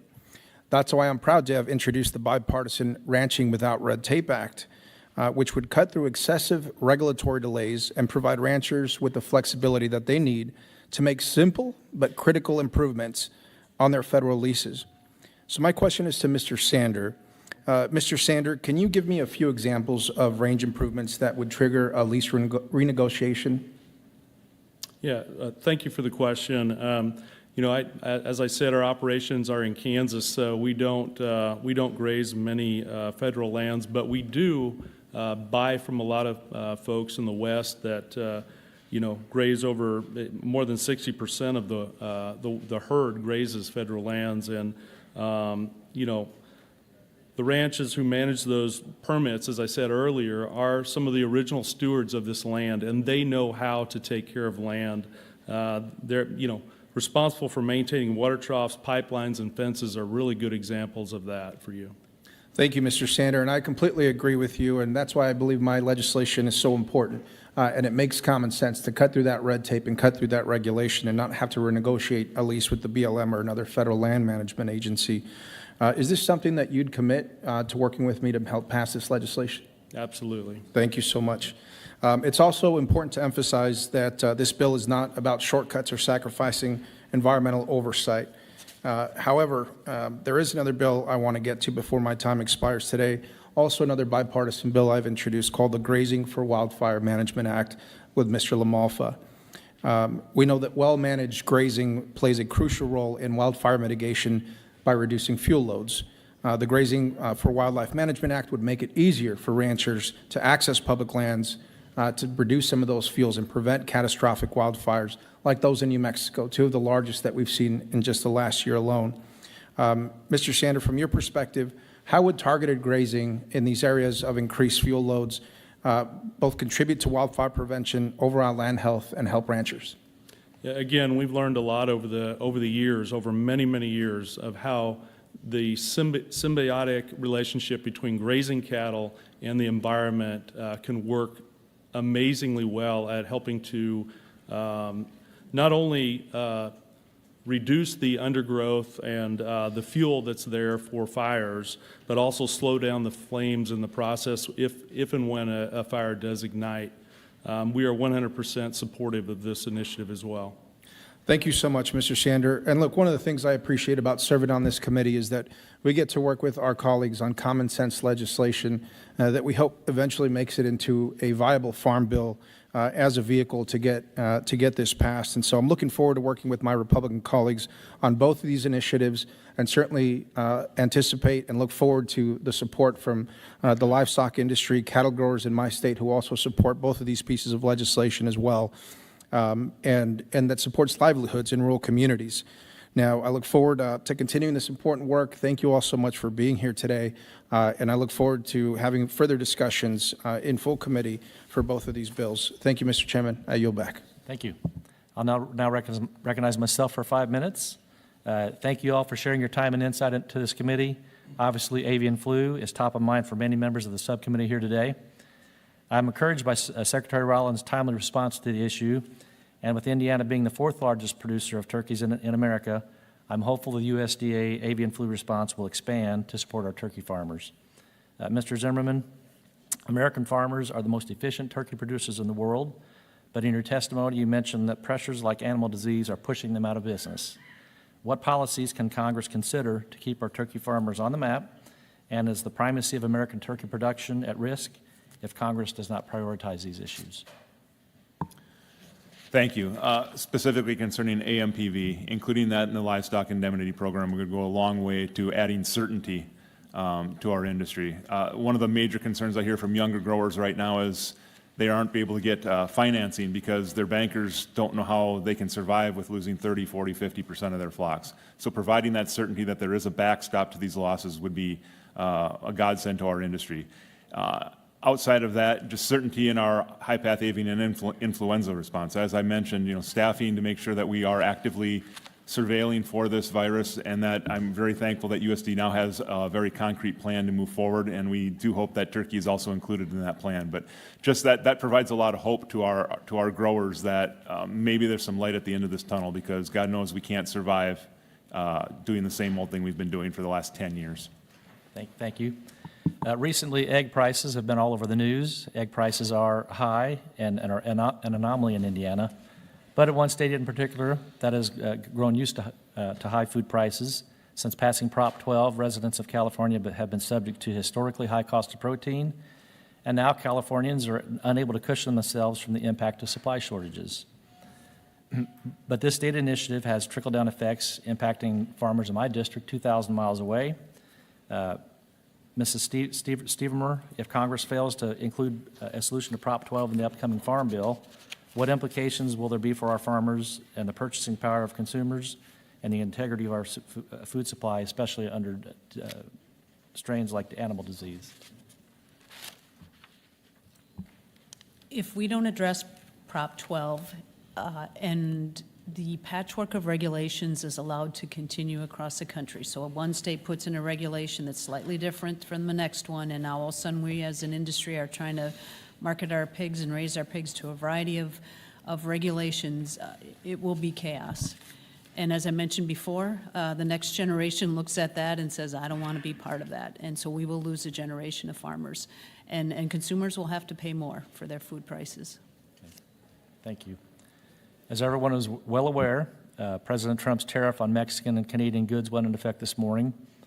I know the potential of a trade war brings anxiety for producers in my district and across the nation, but I also know tariffs can be a way to make sure our trade partners hold up their end of the deal. Mr. Sander, where have our trade partners most abused our current trade agreements? A good example that comes to my mind is, we've allowed Australia to have access to our markets here in the U.S. for many years, and we have not been able to send even $1 of our product into their markets. And so I believe that's an example of a market export market that needs to be held accountable. Thank you. Mr. Zimmerman? I would reiterate, Australia and New Zealand have pummeled the sheep industry with lamb imports for decades. So when unfair trade practices like that are occurring, tariffs are definitely warranted. They have all kinds of advantages that we don't have in the United States, and it's important that we try to level the playing field. So I think in the face of such unfairness, we need tariffs. Thank you. Well, with that, I'll yield back the rest of my time. Today's hearing has been a perfect example of why the livestock sector... Oh, he showed up. Yes. Thank you, Mr. Chairman. I appreciate it, and thank you for allowing me to wave onto this. You were all here at a very timely juncture, as the chair has just noted, both in American history, but what it means to farmers across the country. As a guy from Iowa, sixth-generation family farm, these impacts are felt across not only my 87,000 family farms in Iowa, but across the country. We know that our farming communities are facing significant challenges, from rising input costs to the ongoing diseases like bird flu. I'd like to begin today by talking specifically, Mr. West, Mr. Zimmerman. You know farming isn't just a job. For many of us, it's a way of life. And diseases like bird flu and AMPV threaten our farmers' livelihood and the very future of their ability to farm. In the last year alone, Iowa's farmers have lost over 500,000 birds to AMPV alone, particularly in our turkeys. Mr. Zimmerman, I'd like to ask, is there a single USDA program that offers financial assistance to turkey producers impacted by APV? No. That's right.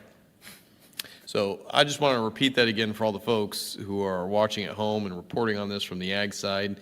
They're talking about the impact here.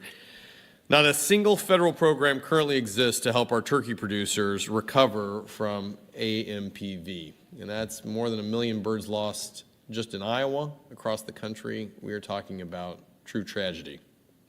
And that's exactly why I'm proud to lead the Iowa delegation, and one that I think is important for the entire country here, that the USDA urged them to allow AMPV to qualify for the Livestock Indemnity Program, or LIP.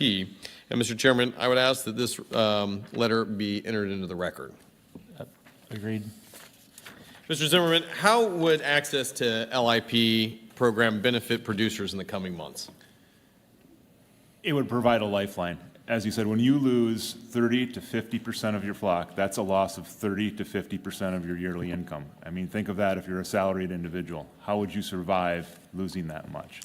And then again, it will provide some certainty to our lenders that there is hope and that there can be some recovery from these losses. In addition to that, I would like to address that, there is a vaccine for AMPV. We are starting to see that now, but the process that it took over a year for us to get that approved needs to be reevaluated, because this isn't the only animal disease we're going to have in the future, and there's going to be vaccines that need to come into this country, and they need to become, need to be regulated and safe, but it should not take over a year for us to have access to the tools we need to protect our flocks. And I would agree with you on that. It's not even just a family losing half of their income. Imagine a family farm or a hometown community that sees half of its income wiped out.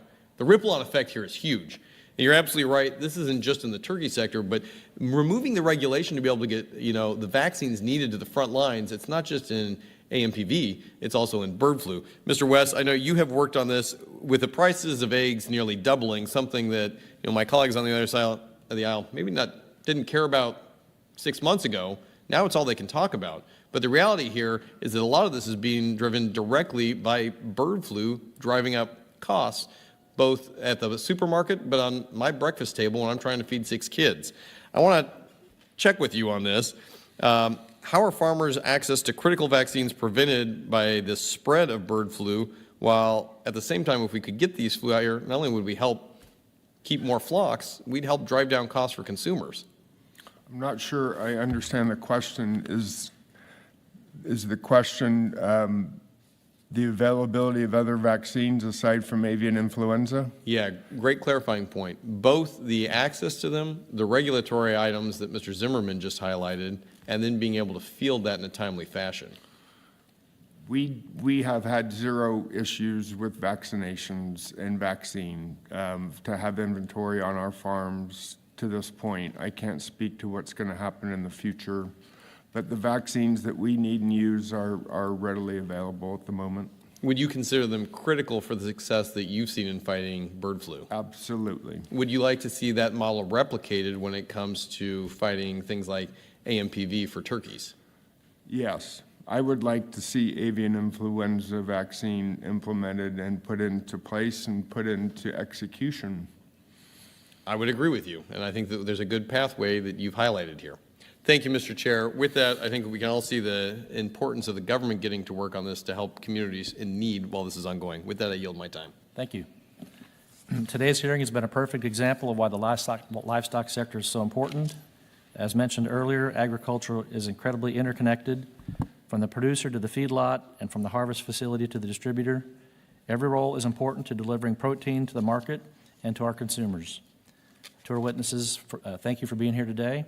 We've heard you loud and clear, from supporting the 3-legged stool to pushing back on unscientific salmonella framework to providing support to producers impacted by the avian flu and expanding our markets for American animal protein exports. We have our work cut out for us. I look forward to working with all of you in the livestock issues that are so important to America, and as we reauthorize one of the strongest farm bills yet. Under the rules of the committee's hearing, it will remain open for 10 calendar days to receive additional material and supplemental responses from the witnesses to any questions posted by a member. This hearing of the Subcommittee on Livestock, Dairy, and Poultry is now adjourned.